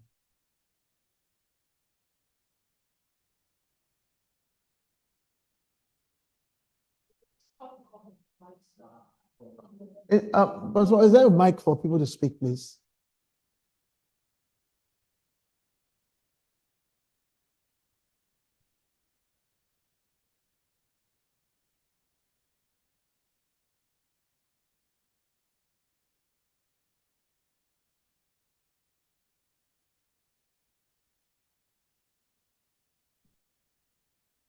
Oh,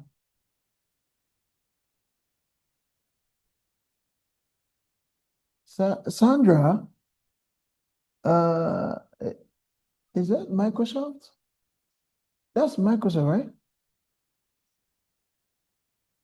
That issue is more technical than what I'm doing right now.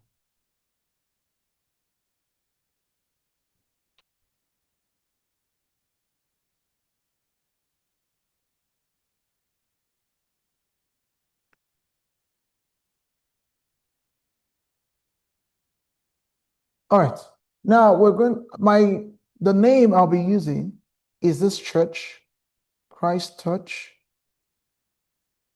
Dev Tests. Christ Church Dev Tests is what I'll be using. So you can use whatever name you use for your account and write it just case, make sure it's case sensitive.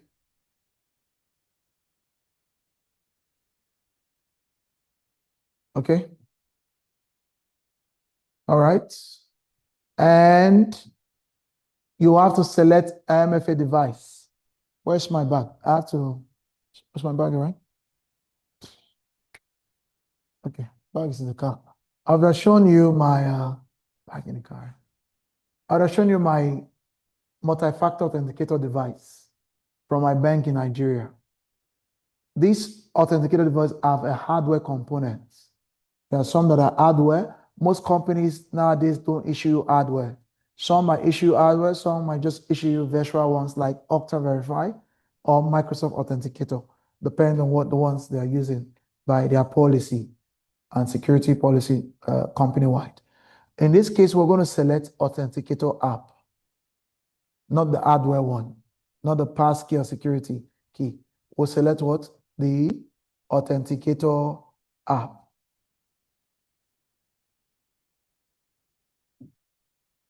Although it says AWS recommend using a passkey or security key as an MFA device, as they provide the most protection against attacks such as phishing. Authenticate using your fingerprint, face, or screen lock, create a passkey on this device, or use another device, like a FIDO2 security key. Not to challenge AWS, but that's bad security recommendation. If the person who manages that account, something happens to them, their face is disfigured, how are they going to authenticate?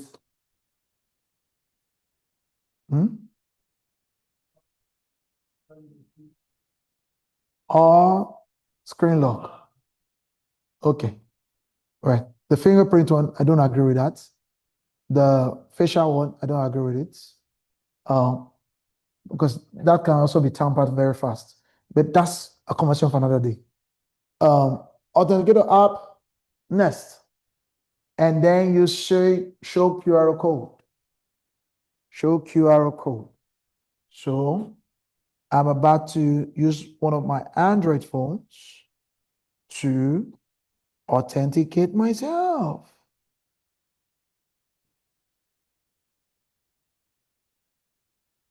So Play Store, remember, go to Play Store if you're using Android. Go to Play Store.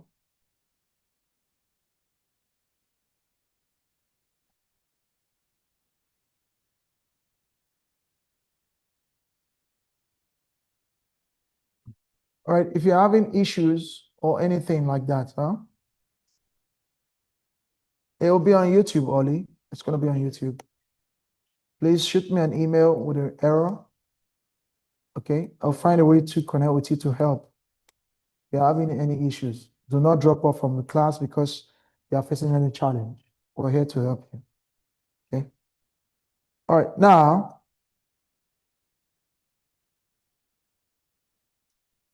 all right, please keep it down, please, guys. Guys, please keep it down. We're recording. We're recording, please. So now I'm going to add accounts. I will scan.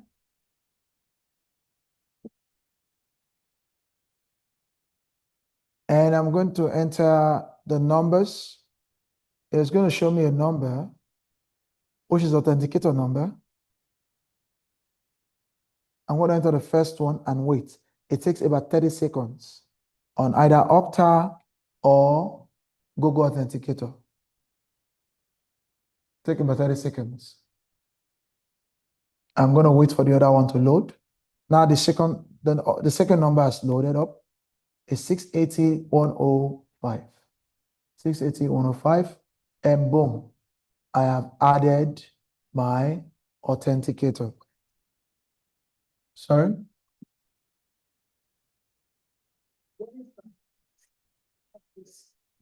Okay, it's a secure, okay. One of my aunties is asking here in class, what is the purpose of this step? This step, like I mentioned earlier, is the foundational security of our account. This step is where we can secure our accounts. We're securing our account from hackers or any third-party intruder. So we're adding a second layer of protection. The password is one, but if someone gets our password right, when they log into our password, they would need our phones to be able to get into our accounts and stuff like that. Okay, so that is done. This is done. Now I'm going to refresh, and boom, it tells you root user as MFA. To test it, we're going to log out of this account. We're going to sign out. Rather, the top left, you'll find the sign out option. Top left. I just signed out of my account. I want to test the work, what I've done. I want to test it. I'm going to click on sign in using the root user. I will explain what this is to you in a moment when we're done. I will explain the difference between a root user and an IAM user sign in. But we're going to click on sign in using the root user email. The root user is your email address.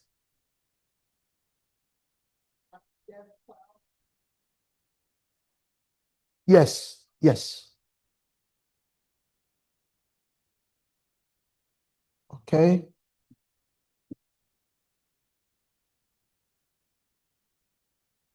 Boom. Now look at that. Before now, I was able to log in straight up to my account. Since after deploying my authenticator app, I can no longer log in directly. I need an assistant. Not worry. I need something to aid me. All right.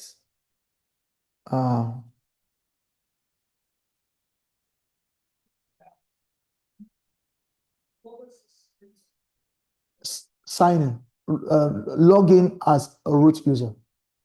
Sign in as a root user. Yeah. So now I have to open up my app, my Okta Verify app.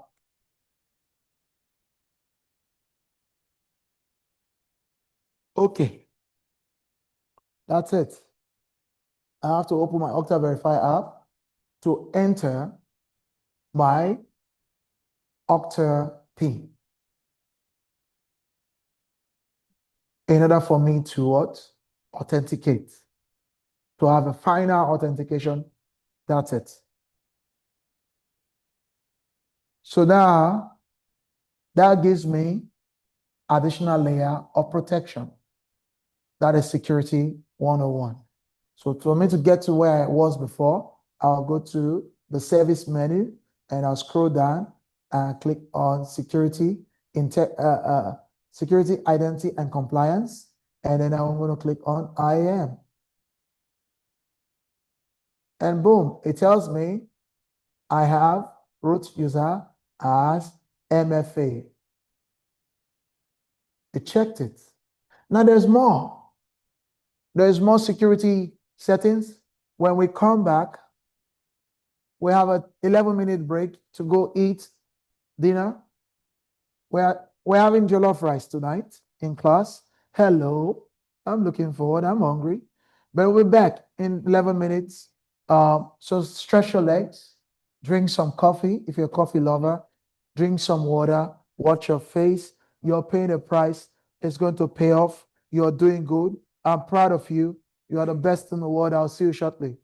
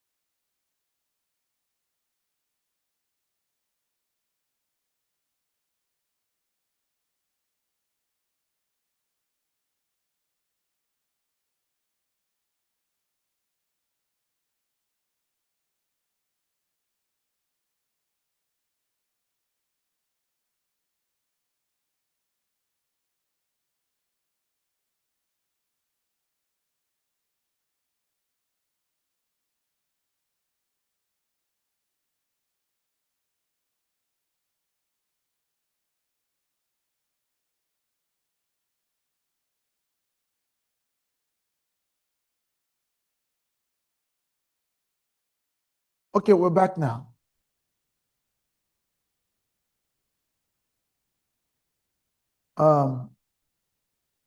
Let's continue, please. All right, folks, we're back. How many of you have set up you've created your account alias to the right of the account, and then you have set up the two-factor authentication online? Has anyone completed that activity? Those online, please.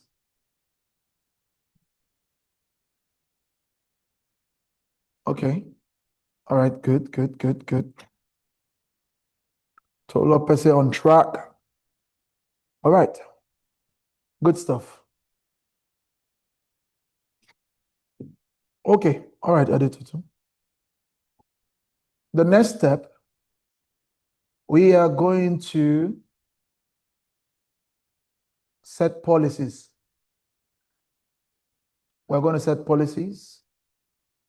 We're going to set accounts security tightening.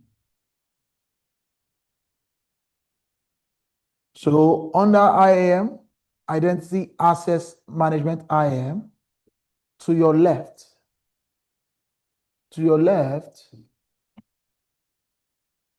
please click on policies. No, let's not do policies for now.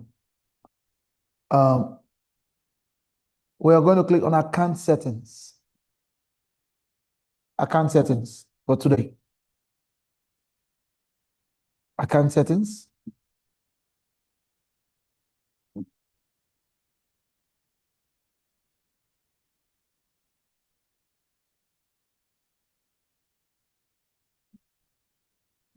Account settings.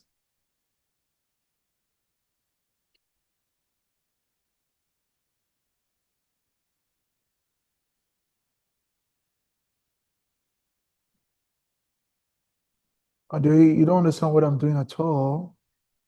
That's because you have not been following at all.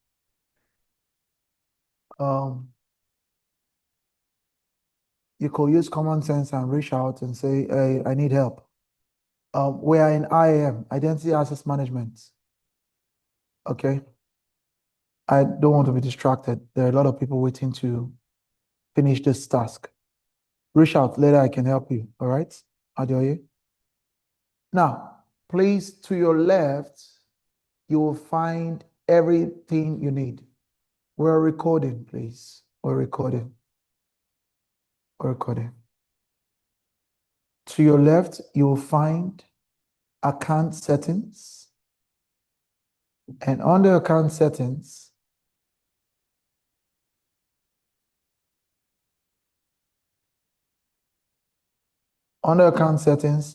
you will see the edit button.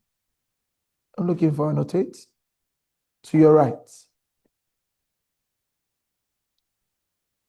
And all of this, the edit button controls the account setting area. Edit button. To your right. And you click on edit, custom. And on the job, the minimum password character is 16. On the job, the minimum password length, I meant to say, is 16.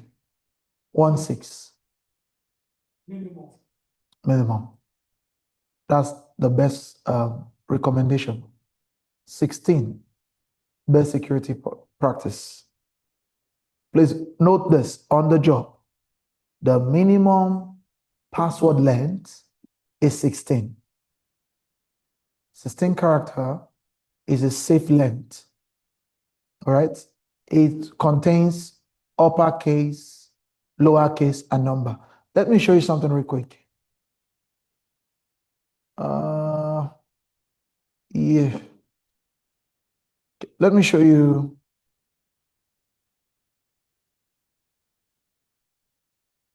I want to show you example.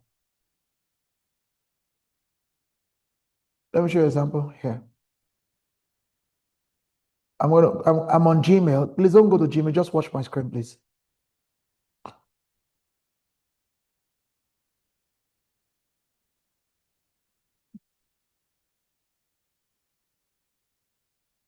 January 15, 2000.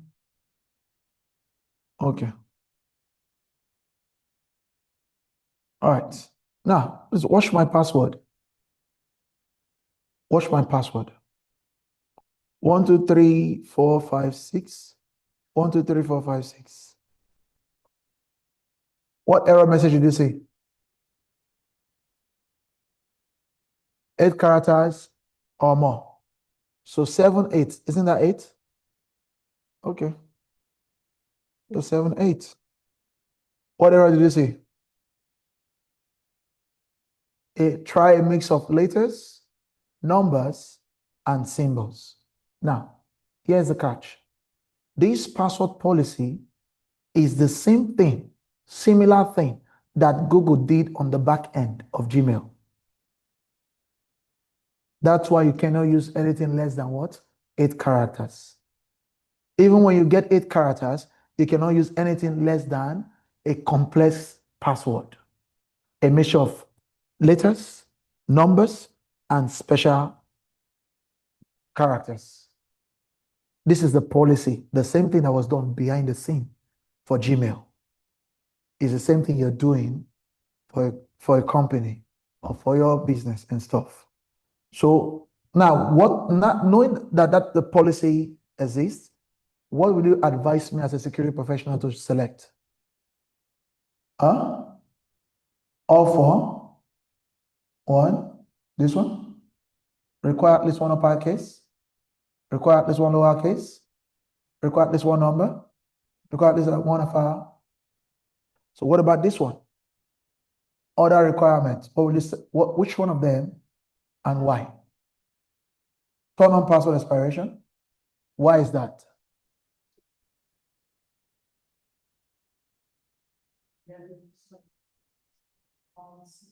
Every 3 months. Okay. Most companies will use 3 months. Best security practice, 60 days. Well, the reason why this exists is a security, what I call a security take back. Security take back. For example, if anyone has access to your password, maybe because they tricked you, maybe because you were careless, guess what? They can only have your password for the 60 days. When you change it in their absence, they won't have the ability to know the new password. So that's why this is important too. It's a security precaution. And password expiration requires administrator's preset. Should I select this? Why no? Because it will require additional time for the management or whoever is handling the account security to reset for everyone. So you avoid it. You don't select those. Rather you select, allow the user to change their own password. That's best practice. You shouldn't know any other. No one else should know. No one else should know your password beside you. Prevent password reuse. Do you know why this is important? Most people are lazy. They want to repeat the same password, the same password, the same password. So you change it to 1. So the person can only do it 1 time. That helps them to be able to create a new password and be creative, in that order. And then we'll click on Save Changes. The question she's asking, can I do 12 if I don't want to do 16? Yes, but that's at your own risk. But good question. You can do 10, you can do 8, you can do 11, you can do 12, you can do 13. It will make compromise faster than a 16-character password. All right, cool. I just did mine now. So any password I want to create is going to be facing that requirement, any password. And now, yes, question, please.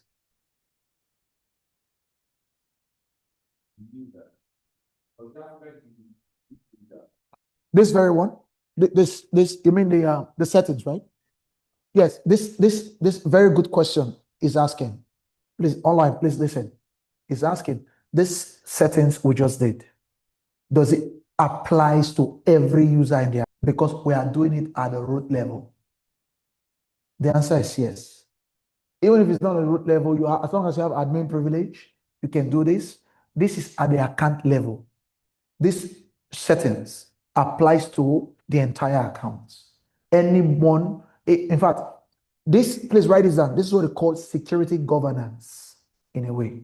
This governs the policy for that entire account. It's part of security governance. It governs the policy for the entire account. So every user, every employee who will work under this Christ Touch ministry will be subjected to this policy without even talking to them. It's by default. Where's this guy? Where is he?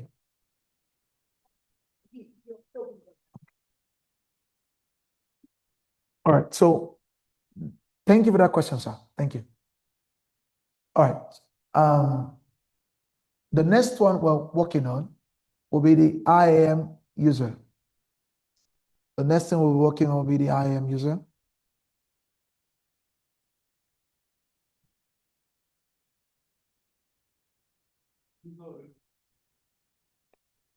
IAM users.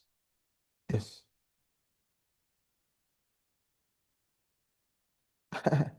Mr. Jasper Ben said, is 60 days not too much? Yes, it is too much.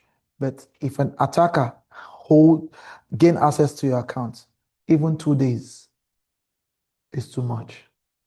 6 hours is too much. So we want to prevent rather than detect.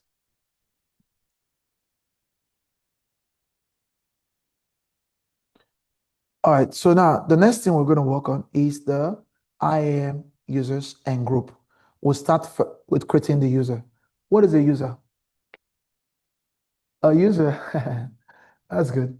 A user is the employee of the company.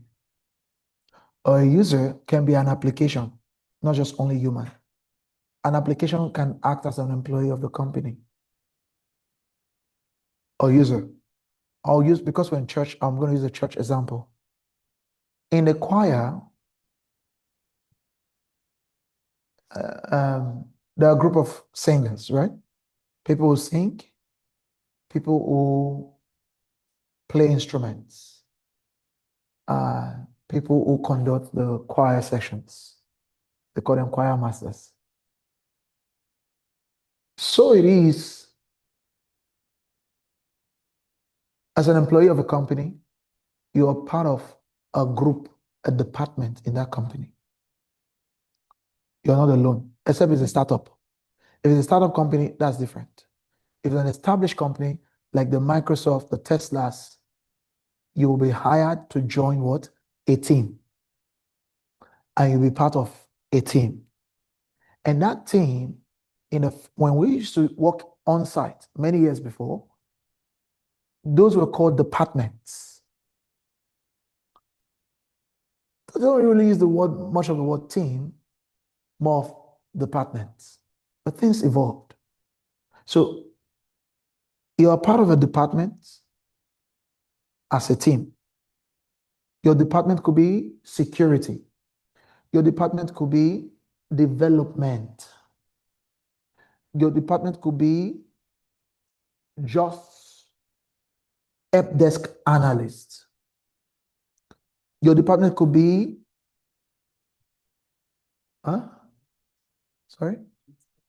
maintenance, IT maintenance engineer. That's also a thing. Your department could be part of audits and compliance. So there are different departments in a company. In cloud, there are also different departments. Security, development, risk managers. At Citibank, we should have embedded, they call the group Embedded Risk and Control. That's a department with over 300 people cut across the world. Embedded Risk and Control. That's a department. Before anything goes live within Citibank, it goes through that department to be S-rate or any compliance default, vulnerabilities and stuff, right? So those are departments. Now, a user, please note this, a user in the cloud is an employee. The group, IAM user group, is a department. A user is an employee. The IAM user group is a department. So in other words, every employee hired must belong to what? A group. That's it. What I'm showing you right now, as simple and as boring as it sounds, this is a $180,000 job. This is what you do to maintain access when you add people to the group. Now, what privilege does a choir have in church? Online folks, answer to. What privileges? To hold the microphone, that's true. That's even the first privilege, to hold the microphone. They can get on the altar of the church, to be seen on camera, and to sing, to worship. Those are what? The privileges of the group called choir. Okay, what about the media? What is their privilege? To ensure that people are seen, to ensure that pastor's message is displayed. The media ensures that the cameras are functional. They ensure that the sounds are working well. The lightnings are all working right. Everybody is playing their part within the media team. So the media, does the media people sing?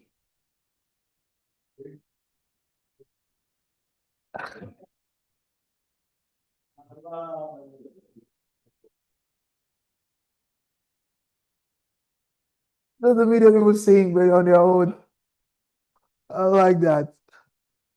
Okay, what other group do we have in church? Security. Are they singers?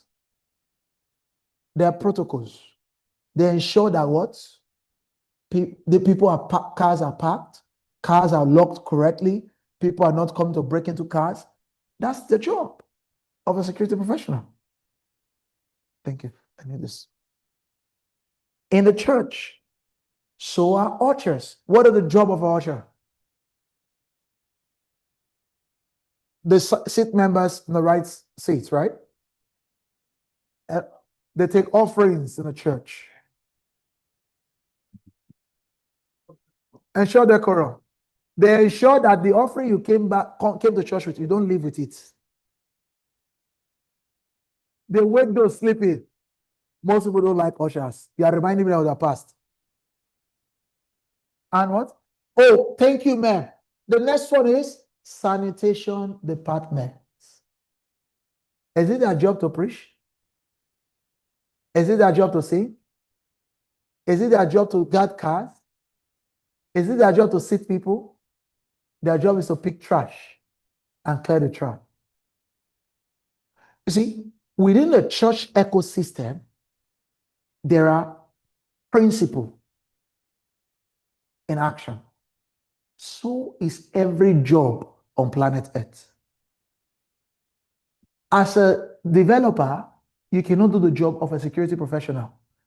Why this is important? Let me tell you, most people, they say, well, I don't need someone to mentor me. I can do this myself. And they watch Udemy videos and they start applying for a job. On their resume, they will tell you that they are DevOps engineer. they are cloud engineer, and they are security engineer. They know that you're lying because there's what they call separation of duties. That cloud language, please write that down. Separation of duties. Separation of duties. Cloud language, separation of duties. I show off starting to write in Roman figures. The only Roman figure I know up to is V5. So from here, I'll start exposing myself. 6, 7, 8, 9. If you want to bet.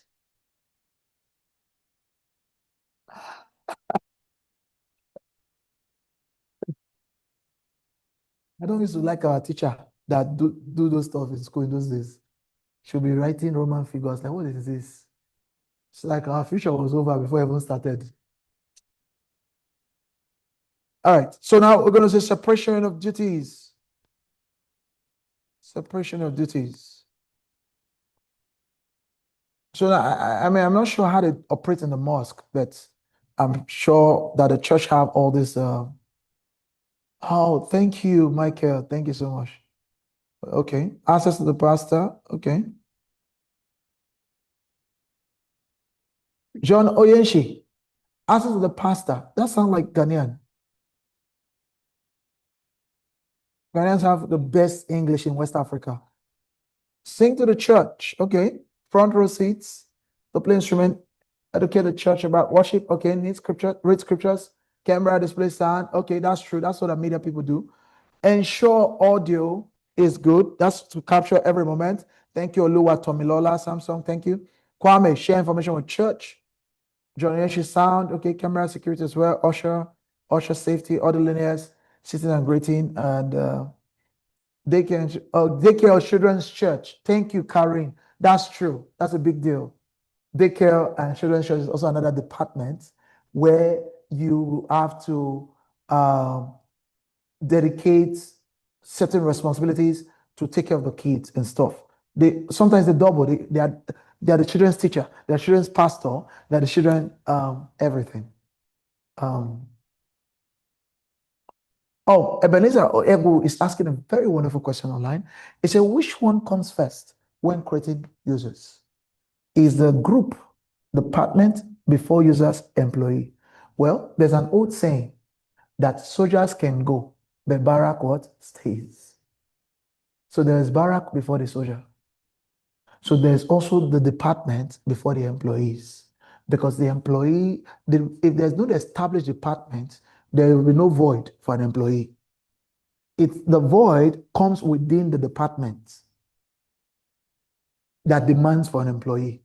So the group is in the order of priority. But if to create in AWS, it doesn't really matter. Excuse me, sorry.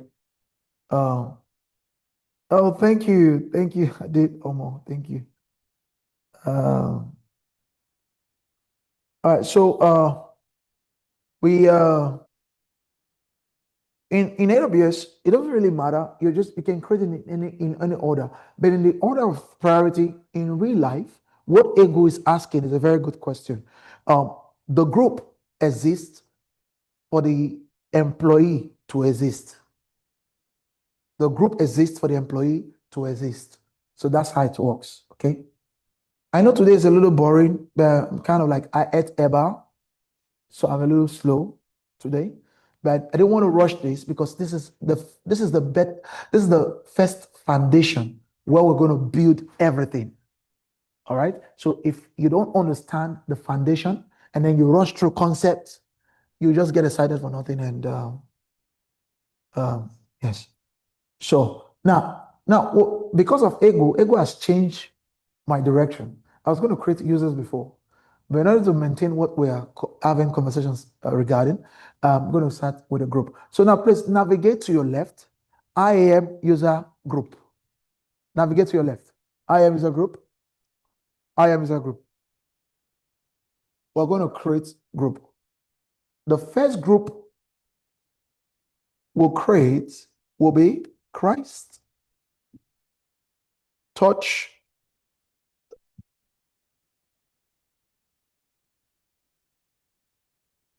Christchurch Dev Team.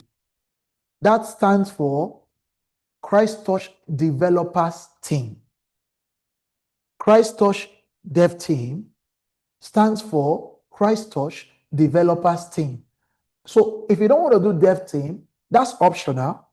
You can, okay, you don't have to use Christchurch, okay? Use the name, whatever name you use. If you're following me, that's cool. If you want to create the same name I'm creating, that's fine. Make sure it aligns with the name of the business you're using within your account, all right? So that the naming convention blends and flow. You can use developers.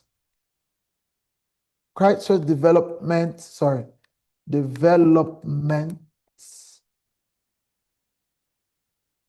team. That's long for a group name. Usually keep it short. Christchurch Dev Team, which means every user that will be hired as a developer will go under this group. And developers have certain privileges and permissions.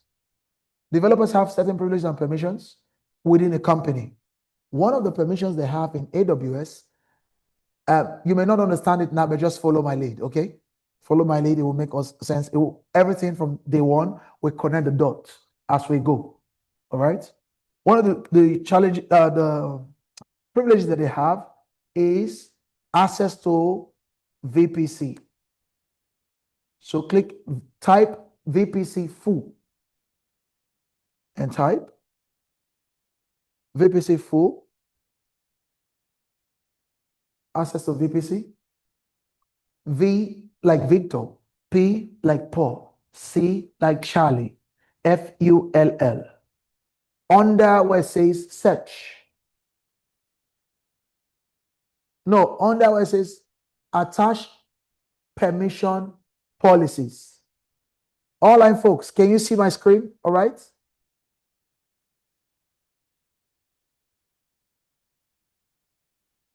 John Oyenshi, please ask me that question in 10 minutes. Once we're done, I like it. Ask me that question again, please. In 10 minutes, okay?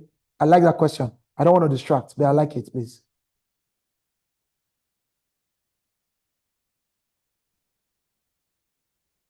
That's a very wonderful question he's asking.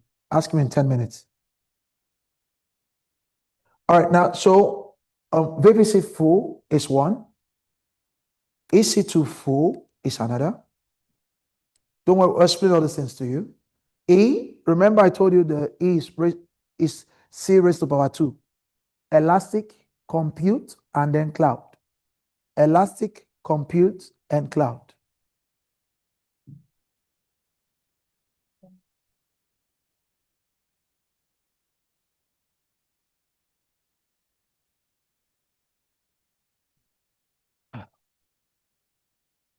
No, not you, not you. Sorry, I wasn't even looking at you.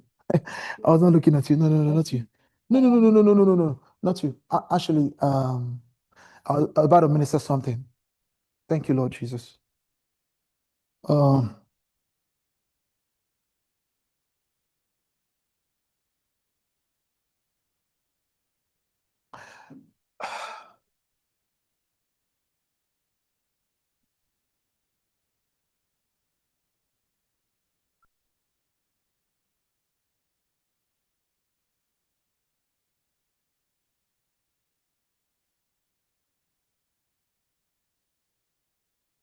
In 21 days, please listen.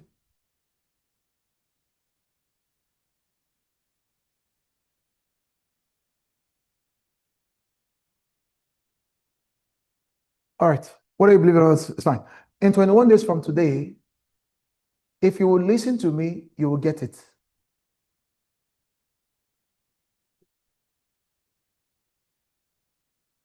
What I'm about to say is very strange. But 21 days from today, I don't know whether you're online or here. The proof of what I'm saying, you're going to receive 2 job offers in 21 days, $200,000. 2 job offers. I don't know whether you're here online. In 21 days from today, write the time down. Exactly 21 days from this minute. You're here.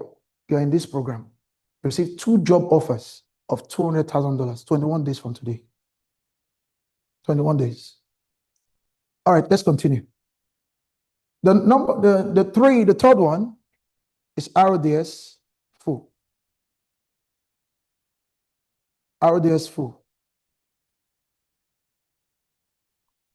And the second one is Dynamo. And this is not about your qualification. It's just grace that failed now. That's what's going to happen. RDS full. Okay, let's go back again. RDS full.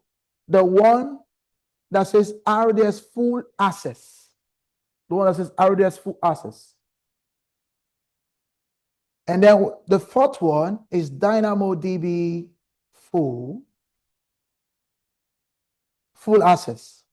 The word there, the full, just is represents the full access.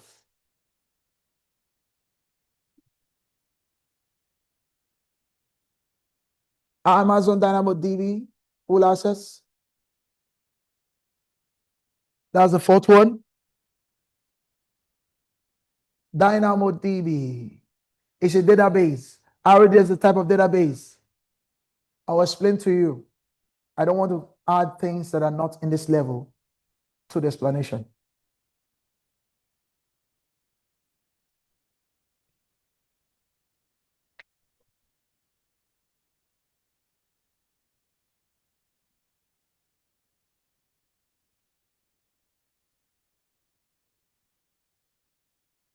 One DynamoDB full access. This one. No. This one.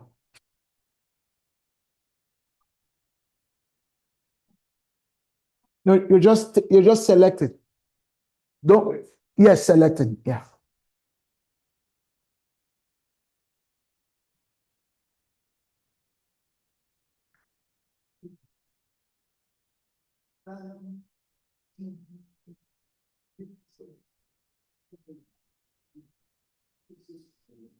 So the list is going to be EC2 full access. On the notepad, yeah, I'm adding it to the chat on Telegram. I'm sorry, on Zoom. DynamoDB full access. VPC full access. Thank you so much, Omar. Thank you for that. RDS full access. And another one is going to be IAM user change password. That will be the fifth one. IAM user change password. IAM user change password, the fifth one. IAM user change password. Okay, let me help you guys. Where do you stock? She has 5. Okay. Okay, she has 5, right? So, And this one is IAM. This one. Yes, this one, man. What about you? Okay, that's pretty much okay. So what? Okay, just go create user. Create user. Create user group, sorry.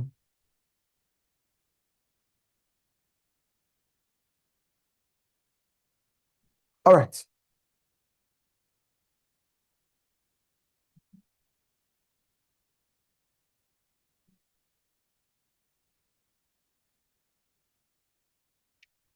Now we've created the first group. Yes, create user group, please. I'll be right back. I'm helping someone in class. Gen Z, talk to me. What do you need? You're missing one. Oh, okay. I know what you're doing. RDS full. This one. Yeah, thank you. That's the only one you're missing. What about the VPC? Okay, you got it. And then Dynamo. I'll do. No, DynamoDB. Yes. DynamoDB full. Yeah. Yeah. Full access. I love your handwriting. Okay. And then this one's IAM user. Oh, we did this one. What's missing then? Did you do EC2? Oh, it was that one that you did first, but I was missing. Did you do EC2? Uh, EC2 full or you didn't? That's fine. So when you create it now, I'll show you, click on create group. I'll show you where you can. Oh, put the name of the group. What did you use? Zombie Cakes Dev Team. Okay. The cakes, this uppercase. Brand it. Cakes Dev Team. You see that? Nice. Gen Z to the what? And your charger. Why did you leave it at home? I'll tell your daddy. I'm telling your daddy. I'm reporting you. 5. Okay. So you're good. So I'm good. The spoiled one. I said the spoiled one. Where are you? Pampered one, Abi. yeah. Should I select it like this? I don't know. How many are you now? 4. Well, I think you're missing IAM user. VPC. This one. I Oops, sorry. Yeah, it's 5 of 5. IAM user change password. You good? So, Yeah. Mama, you good? go. All right. Guru now. I agree. I like that. I got girls in the house. All right, let's go.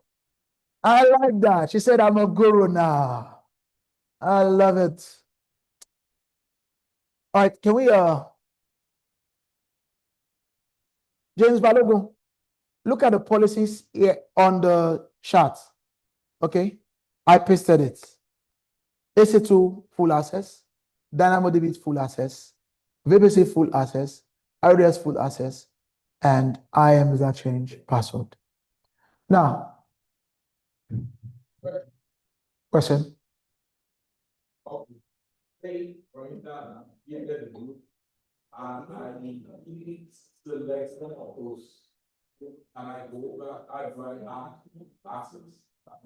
Uncle always asks the best question. Huh? I like it. All right. Now, say you, for example, you create a group and you didn't add all of the policies. That was the question. What you need to do, please watch my screen now. You click on the name of the group. Please watch, please. Click on the name of the group you created. And then there is 3 options. Under it says user, permissions, and access advisor. You go to permissions. Under permissions, you can search for, you can search for more group. And you can remove existing one. For example, you can search for IAM user change password. And you can add it. Oh, sorry, I'm able to remove it, not add, because I already added it. Let's say workspace. Okay, let's just say admin. Oh no, sorry, I'm doing it wrong. I apologize. I have to click on add permission first. Add permission to my right. I zoomed out my screen, so I didn't see that. I had to click on add permission first. This search bar is designed to search for existing group that already existing within the group. Existing permission rather, that's already existing within the group. So these to add a new permission or to remove, I have to click on remove, select it and remove. Let me remove this, for example. IAM user change password. I've removed it. Now I only have to add that. I go to add permission, attach policies, and then I search for IAM user change password. I select it and I attach policies. So I can remove, I can select a policy and remove it, or I can go to add permission and attach policies to add a new policy to that group. Parents, this one is cakewalk for you. Policies are the set of rules you lay down for the kids at home. Guys, please, I'm being distracted. Policies are the set of rules you lay down for your kids at home that they must abide by, as long as they live under your roof. Except they want to go and find a job at 12. They must abide by those rules. That's the same thing. The companies are only telling you, as long as you work for us, these are our rules you must abide by. But they don't talk to you about it, they just automate it. They just set it by default. So if you're not doing things by the rules, it will not work for you by default. If you're doing things within the rules they set, everything you're doing is going to work. That's what this policy is about. It's not technical. It's just saying, oh, as a company, we want to have, remember the word we wrote under cloud language, separation of duties. I do not want Kenyatta to be my developer, and then Kenyatta is not my security professional. Kenyatta is not my security operations. When Kenyatta get angry with me, Kenyatta, from a developer, he has security access. Kenyatta can just decide to unplug my entire website because he has all authority just on him like that. But if Kenyatta is my developer and Benga here is my security professional, if I have issues with Kenyatta, he cannot go and bribe Benga to have issues with me. The separation of duties. Because the number one, the 99% of attacks in a company is done by what they call insiders. And they call it insiders threats. Cloud language, please. Write it down. Insiders threats. It's a big deal. We're going to talk about it. We're going to build a case about it. We're going to build a lot of compliance and detection capabilities around it as we grow. Insider threats. That's another cloud language. Insider threats.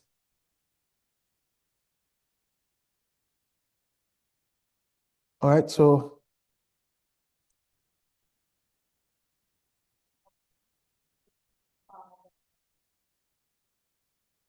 my auntie is asking me a very beautiful question, and I like it. It said these 5 policies we just implemented or added to this group. Is this the standard at a job? No, it's not the standard. It's depending on the company's understanding of security. I'm only laying this out as one as a senior in the field, and this is what most developers base level should have in a company. If they need more access that is required for them to get the job done, then we can add more policies that permit them on that note. So policies are dynamic. They're not static. You can add, you can remove. You can remove, you can add. Yes, ma'am.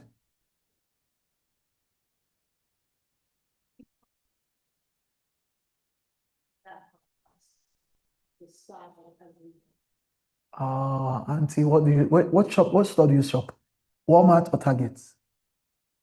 Walmart. I'm bringing a Walmart gift card for you tomorrow. I love this. I love this. Thank you for those questions. Now she's asking in a company, if you're working, the reasons for question, don't keep quiet because your question can educate someone. Your question can enlighten someone. Your question can help someone understand where they're struggling.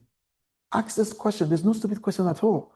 Every question you guys have asked here are beautiful questions. Please don't keep quiet. If you're not sure about something or you're curious about something, please ask. We're all learning together. All right? There's not an expert here. We're learning together. So the thing is, she's asking a question.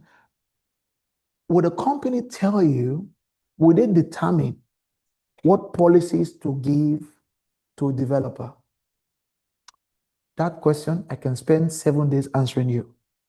But let me spend just 2 minutes doing justice to it. Now, remember yesterday I told you, I said part of the job, 99%, 90% of it is conversation. Do you remember? These are the conversations you have in a meeting on the job. What are you guys building for the company? They'll tell you. What will you guys be needing and how long? Now, understand one thing. Policies are not infinite. They have expiration dates. Tell me how long in estimates you are going to need this permission for. So we'll give you the permission up to that point. It comes from what? Conversation with the teams that you're working with. So if they tell you, oh, we want to build an application and we need the application to have this permission, that permission, you write it down. Where they don't tell you anything, you give them what? The bare minimum until they run into a bump by doing their job and they will reach out to you. They will not email you, they will open a ticket. And if you don't understand what ticket is, you should look into apps like Kaseya.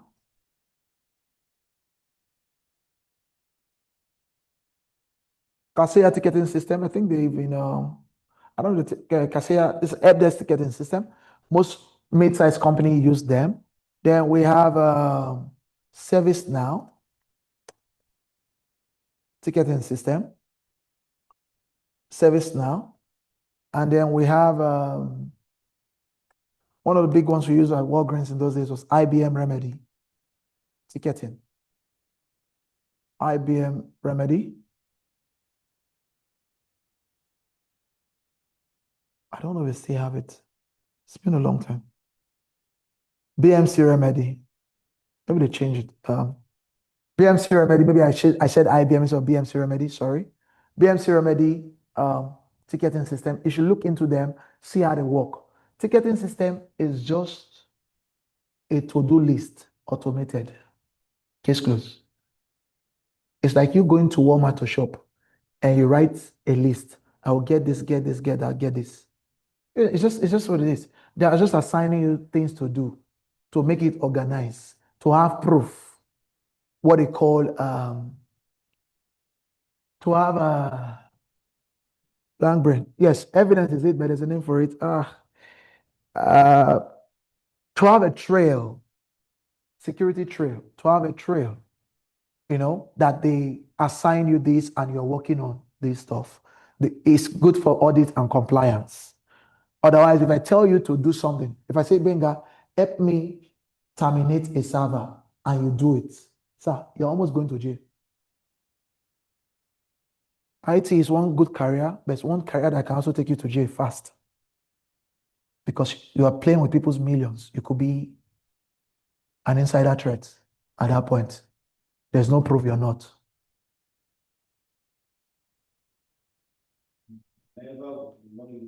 Any issue, maybe your hardware is having an issue. Yes. IT support will tell you, please submit it. Tickets, right. They can help you. You see what boss is saying, right? They can help him, but they just want a trail. They are not intimidated by that problem. They just want a small trail that boss told them to fix that laptop for them. That's what it is. Yes, also for compliance. Yeah. So there's multiple reasons why these things are done. So some of the names you hear is ServiceNow, BMC Remedy, Kaseya, Footprint, and all of them. Mondays, Freshwork, Fresh Services, whatnot. Zoho also have ticketing system now. Zoho. So did I answer the question? The first one? Okay. But did I answer the first one? Did I answer the first question about adding policies? Do you understand how to do it now? Okay, all right, cool. I see a lot of policies from web of each. Mm. How now I see these things that many. Now you are the one that advises. You said your work mostly advising. Right. So you should that will be advised. You have to know all this. What you're asking now, sir, if you are target at Walmart, 2 gift card tomorrow. Thank you so much. You see, these questions may be fun, but they are real life. The question is asking, this is on the job. You need to know it. You don't need to know all, but you will get to know them. See my word?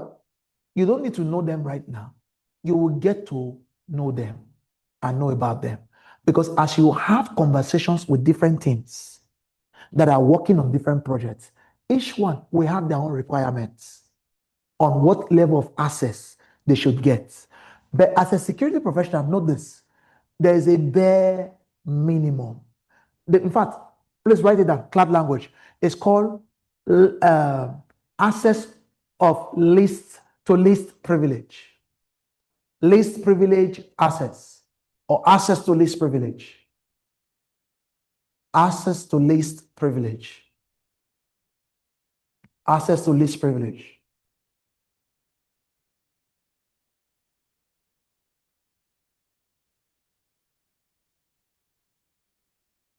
Yes, online folks.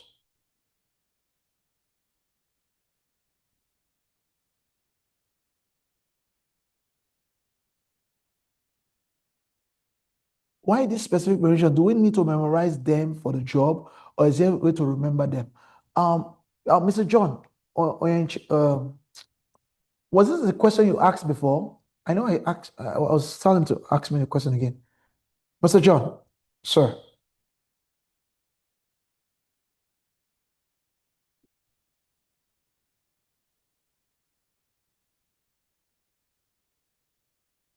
Okay, Ebenezer Ego is asking, so what is the difference? To create inline policy, let me show you now. Let's go to the permission. Add and create inline policy. You can create your own policy. You don't have to use AWS policy. You can create your own policy. Policy editor. Yeah, look at this. It's a little bit of little code, JSON. It's a little bit code, right? You can create your own policy. It's called custom policy. For example, this internet. We have AT&T here, right? We have as a backup internet. That internet came with its own password. In America, most internet you get will come with a default password. You can keep it that way, or you can what? Change it to your custom, the one that you like. It's the same thing with the policy. AWS already designed a lot. They built a lot for you to just click, and use.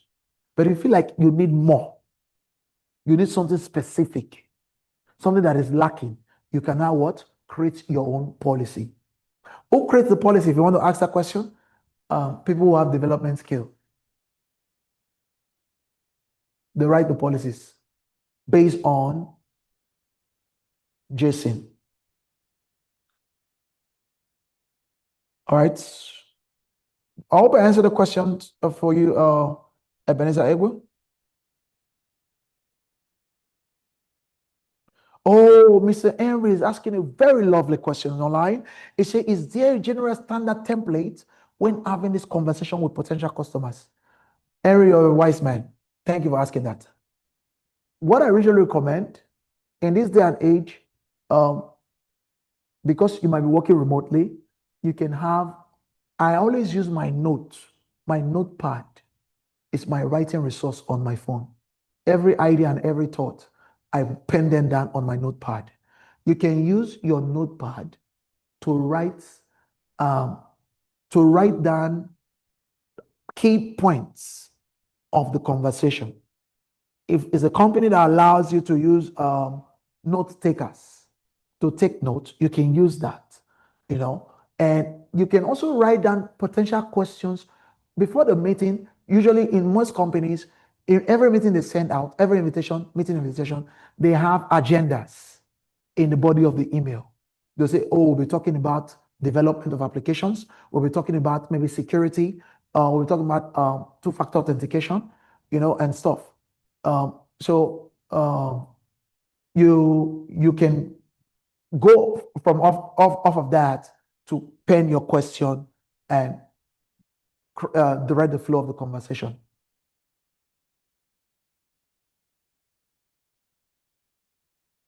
Documentation, not trace works can be tracked. Thank you, Mr. Adedotun Adeyemi. Yes. The last question. Okay. Okay, good stuff. So now we move to the next thing. We've created a group, right? We've created a group for dev team. I'm very lazy, so I copy my name, the one I typed before. I just copy it so it's easy, and I click on create group. I click on create group and I paste that name. And this time, Christ Touch is the company, is my client that I'm working with. I'm going to say Christ Touch security team. Christ Touch security team. And security professionals would mainly have administrator access. All right. Again, they will have a standard of IAM user change password. I usually give them power user access. Don't ask me what it means. I just give them. It's almost the same like admin, but I just add it. Don't mind me. Power user access, and I leave it at that because security is like the alpha and omega each of the job. Do I have to blow up my screen, sister, at the back? Blow up my screen a little bit. Okay, how is this now? Is this better? I'm so sorry. All right. Now, remember, we're creating for Christ Touch security team. Christ Touch security team. And yes, another group. So just click on create group. Okay, create group. Christ Touch security team. Create group, create group, create group. Is that the only Ma, you thing good? administrator? Salami. No, I need you to follow. Just administrator. You say you It's not power user. Power user access Administration. and power user access. Yeah, that administration. Power user access and power user access. So which one will I? It's a power user access. Oh, access. Yes, there's a lot of them. Oh, okay. Power user. Access, yeah. Those are all in here. 3. I use that. I am use that. Oh,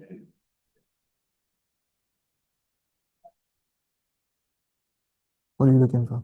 What's your company name? What's your company? Which one did you use? Book, by, like BULK or BUK? Book by, right? Okay. Book. Okay, that's the first one. So now it's going to be security. oh, okay. For the second one. So not Melody Dev anymore. It's going to be Melody. Security.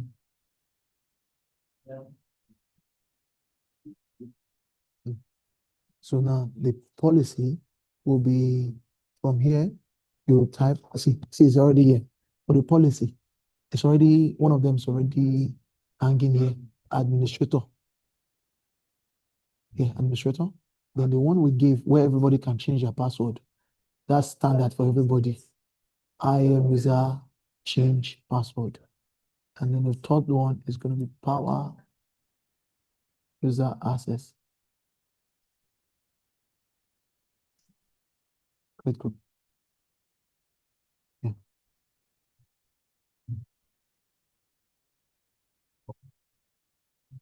User access. And then I am I don't know why I didn't show the other one. We did admin before, right? Administrator.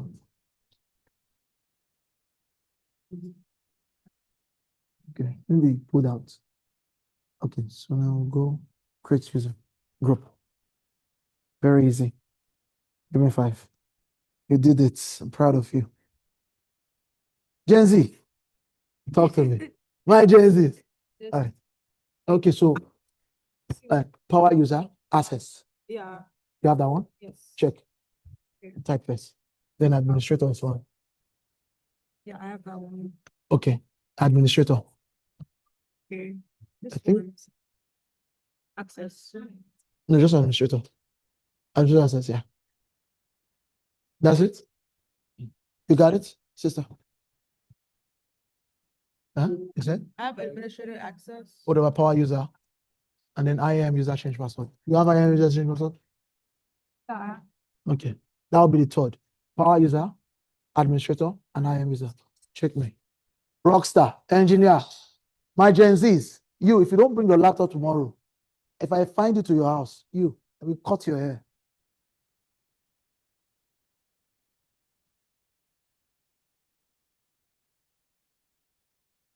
All right, guys. Are we online folks? Are we making progress?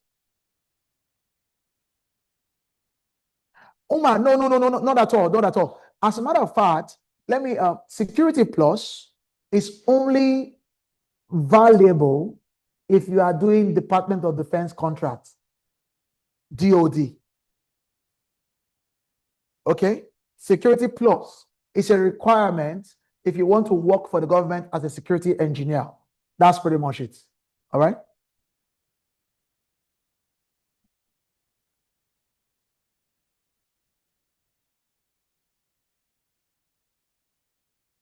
Administrator, power user access, administrator access,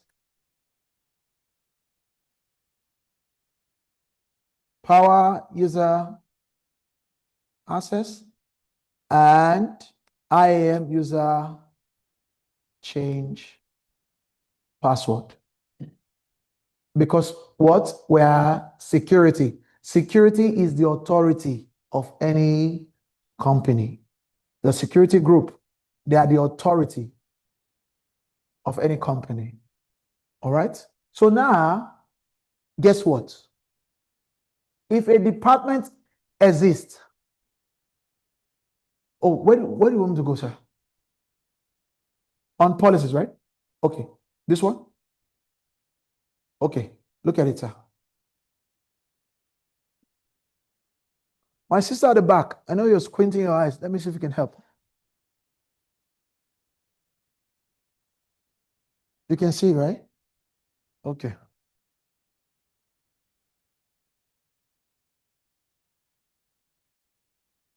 All right. Awesome.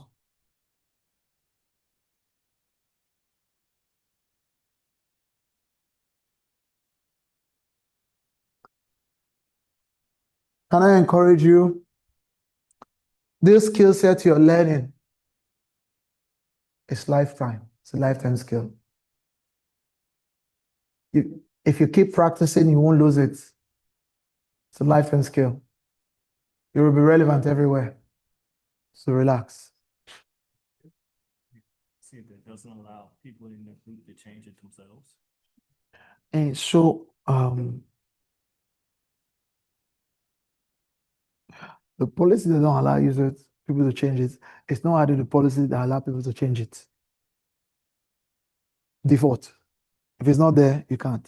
But the thing is that what that policy does, it gives the user the ability to change their own password when that 60 days expire that we set. That's what it is. All right. Online folks, do you have any questions so far? All right, let's finish this. Let's finish it real quick. Let's finish this real quick. Let's finish this real quick. Come on, guys. Let's finish this. Let's finish this real quick. Now we have 2 groups we have created. Now we want to create what? Users. IAM users. That's the next one. To your left, IAM users. To the left, Everything is to the left.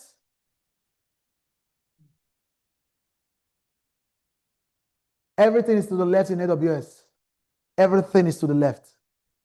Every features is to the left. Just know that. If you understand that in your mind, you won't struggle to find things. Everything is to the left. In AWS, everything is to the left. All features is to the left.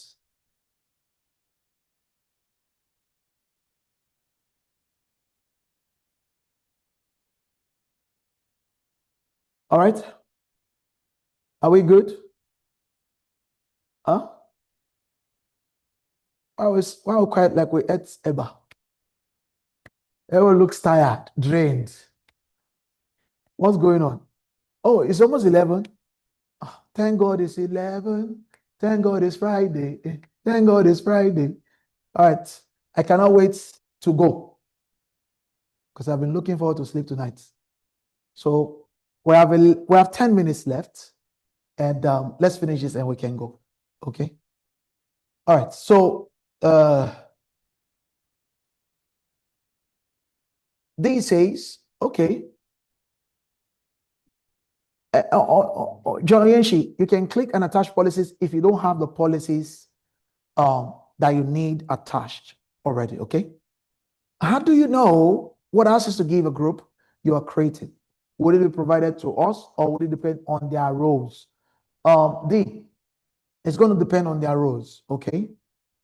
It's going to depend on their roles and the conversations you have in the meetings on what their role will really be about for you to determine the bare minimum. Where you don't know, again, I repeat, where you have no first-hand detail on or requirement for this for the team you're creating this stuff for, where you don't have the first-hand information, you can use the baseline policies, like minimum, give them minimum access, right? Minimum access could be maybe just to the VPC and EC2 instance. Those are mostly what developers, everyone who wants to work in cloud will need to have VPC access.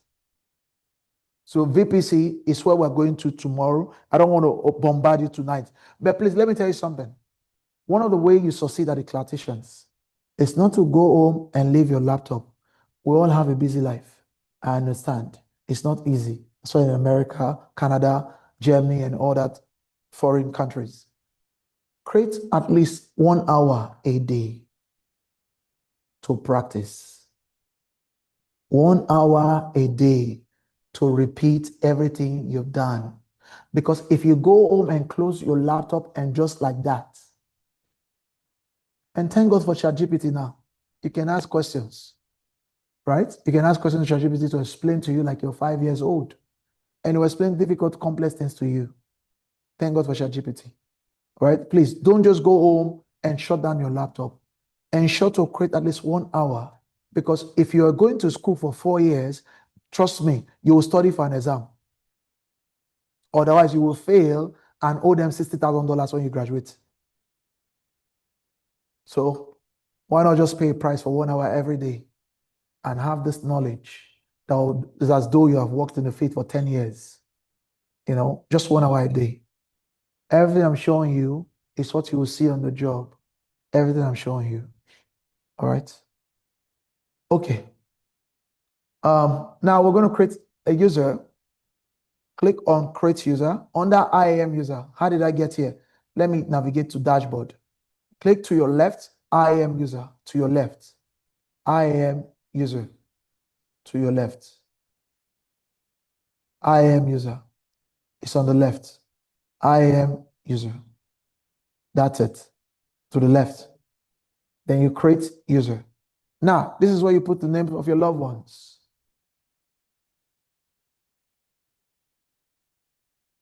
So Adebayo will be my developer. It doesn't smile too much, so I'll say Adebayo dev team. Adebayo, because developers, they don't smile like that. They don't smile too much. Code cannot make you smile if you're coding too much. Now,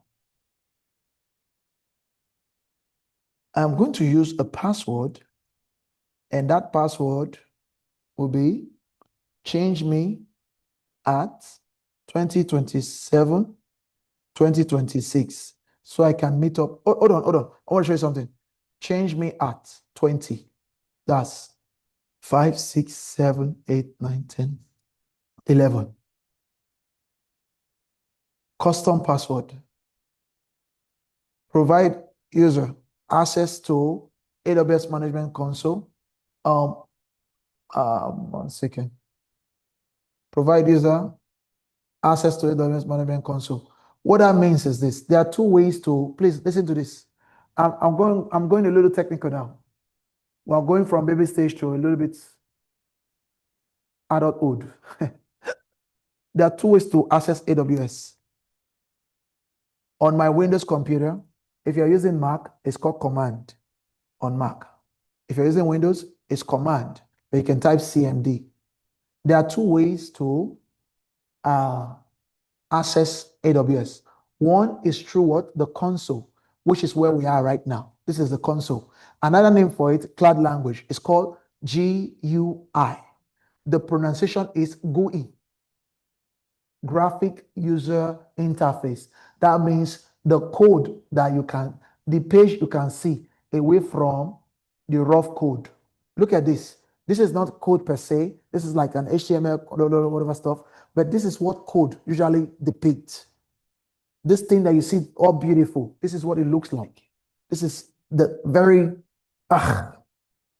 mysterious, mean looking. It's not user friendly. So but when it's translated, it looks like this. That's why I say it's the graphic, the user. That means the graphic that the user can interface with or can interact with, that the graphic the user can understand. That's what it means. Graphic user interface, GUI. That's the part of the, we don't want you to get into our back end. We don't want to be a developer to know how to use the web. This is the part you can align with, you can relate with. That's what it means. So now there's two ways to access AWS. One, it says what? Please read this for me. Read this with me. This one. What does it say here? Can you see that? Provide user access to the AWS Management Console. He said something very strange after that word. Hey, optional. Let me show you what optional means. Let me show you. Ping google.com. Optional is this environment. There's only two ways to access AWS. One is through what? The command line. And the other one is through the console.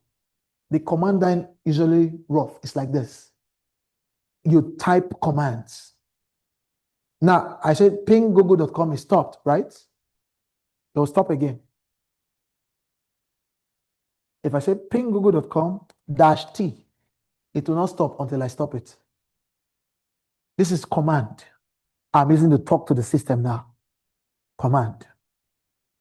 This is the other way, but this is not exactly, this is just depicting. Because tomorrow we'll be assessing it. Don't be afraid. The Lord is with you. Amen? Now I can say Control C. I stopped it. That's command. This is command in action.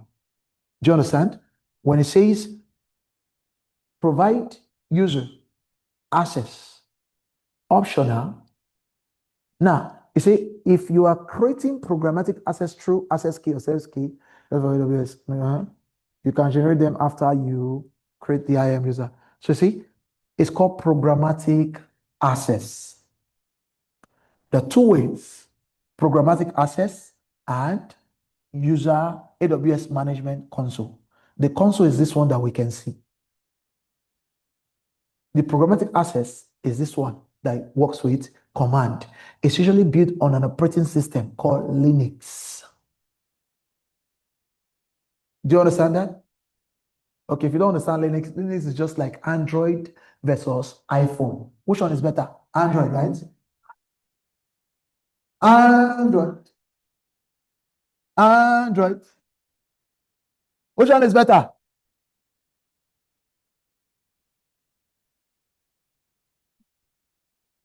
If you love Android, come here like this.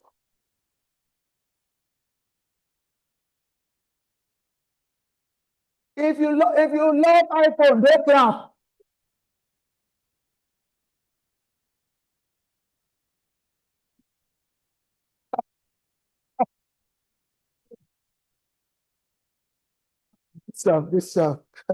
This stuff, people. Now, I want to show you something we did earlier. I want to show you one of the principles, the security policies we implemented. I want to show you something.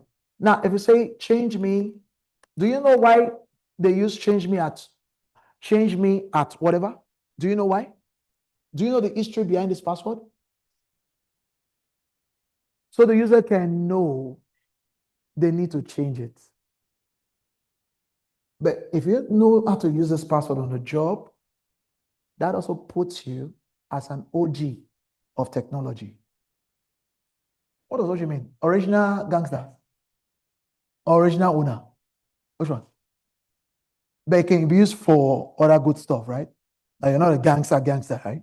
Okay, good. So it gives you up as an OG, all right?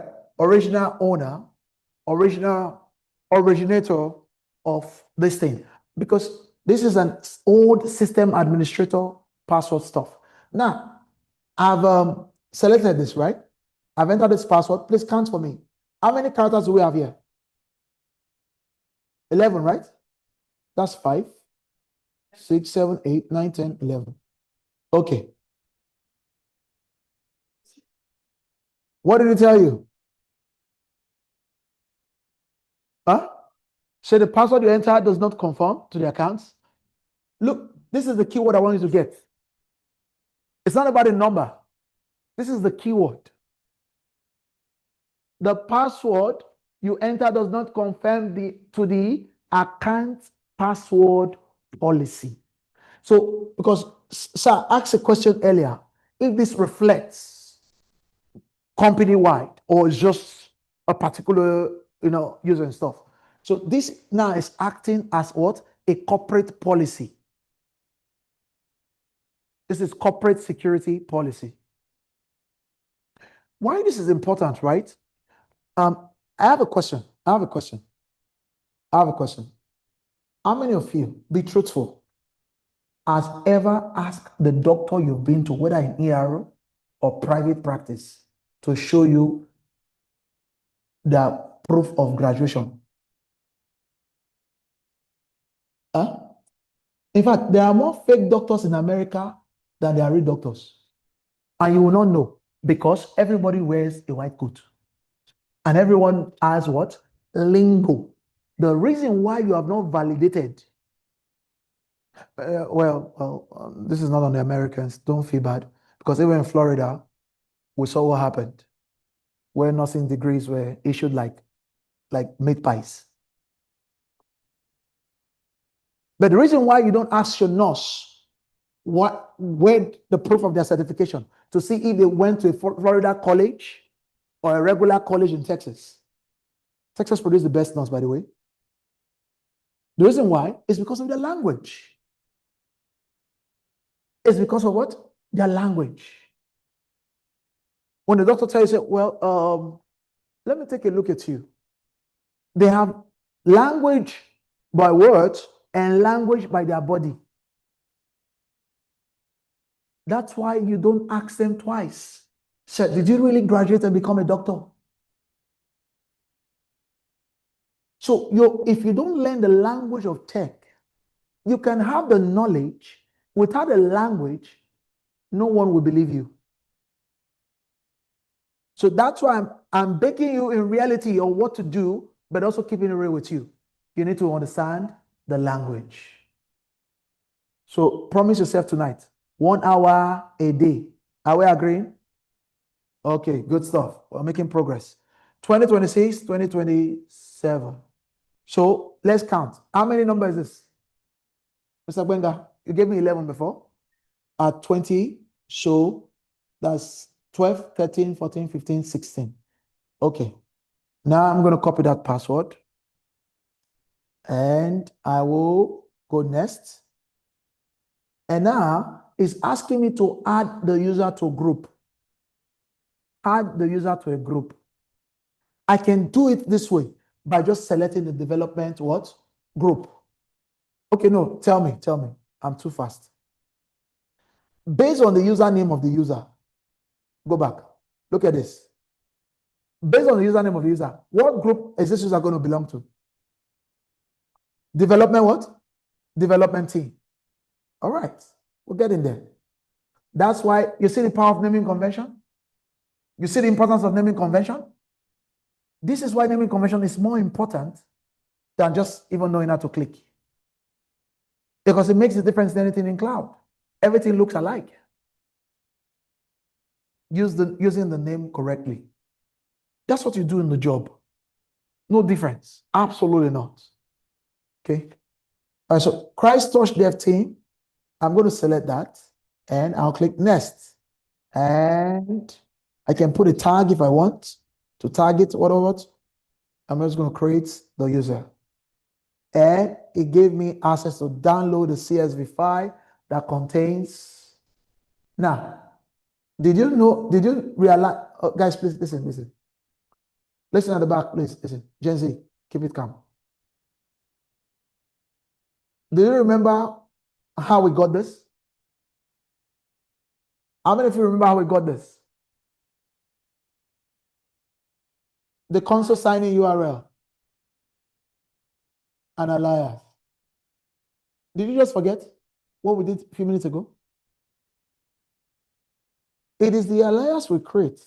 Now, this employee cannot log in with your email address. The email address that you sign in belongs to the owner.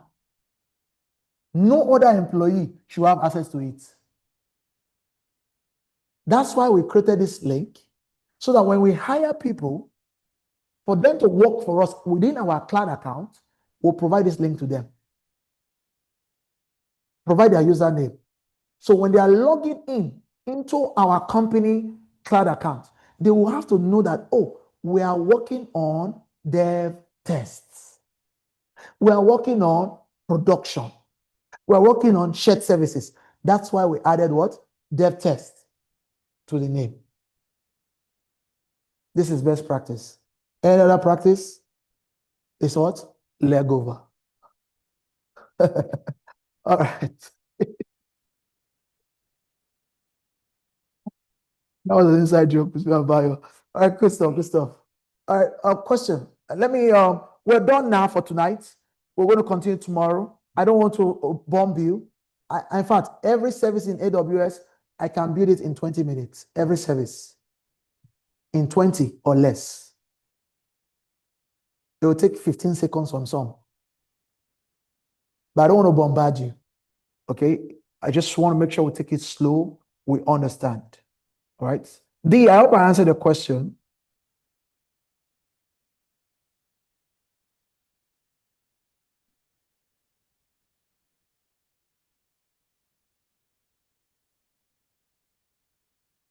Oh, no, Tope, you don't have to understand that. You can just you can Google it. You don't have to understand it, okay? You can Google in its commands. It's not a big deal. You don't have to cram it. Over time, as you start working with it, you'll get used to it. It's not a big deal. I don't know half of it. I don't even know it. I Google it each time I want to do some things. Or you press Ctrl C, Samsung, Ctrl C.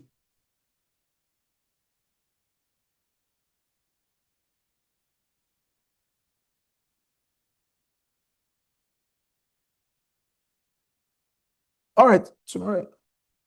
Okay.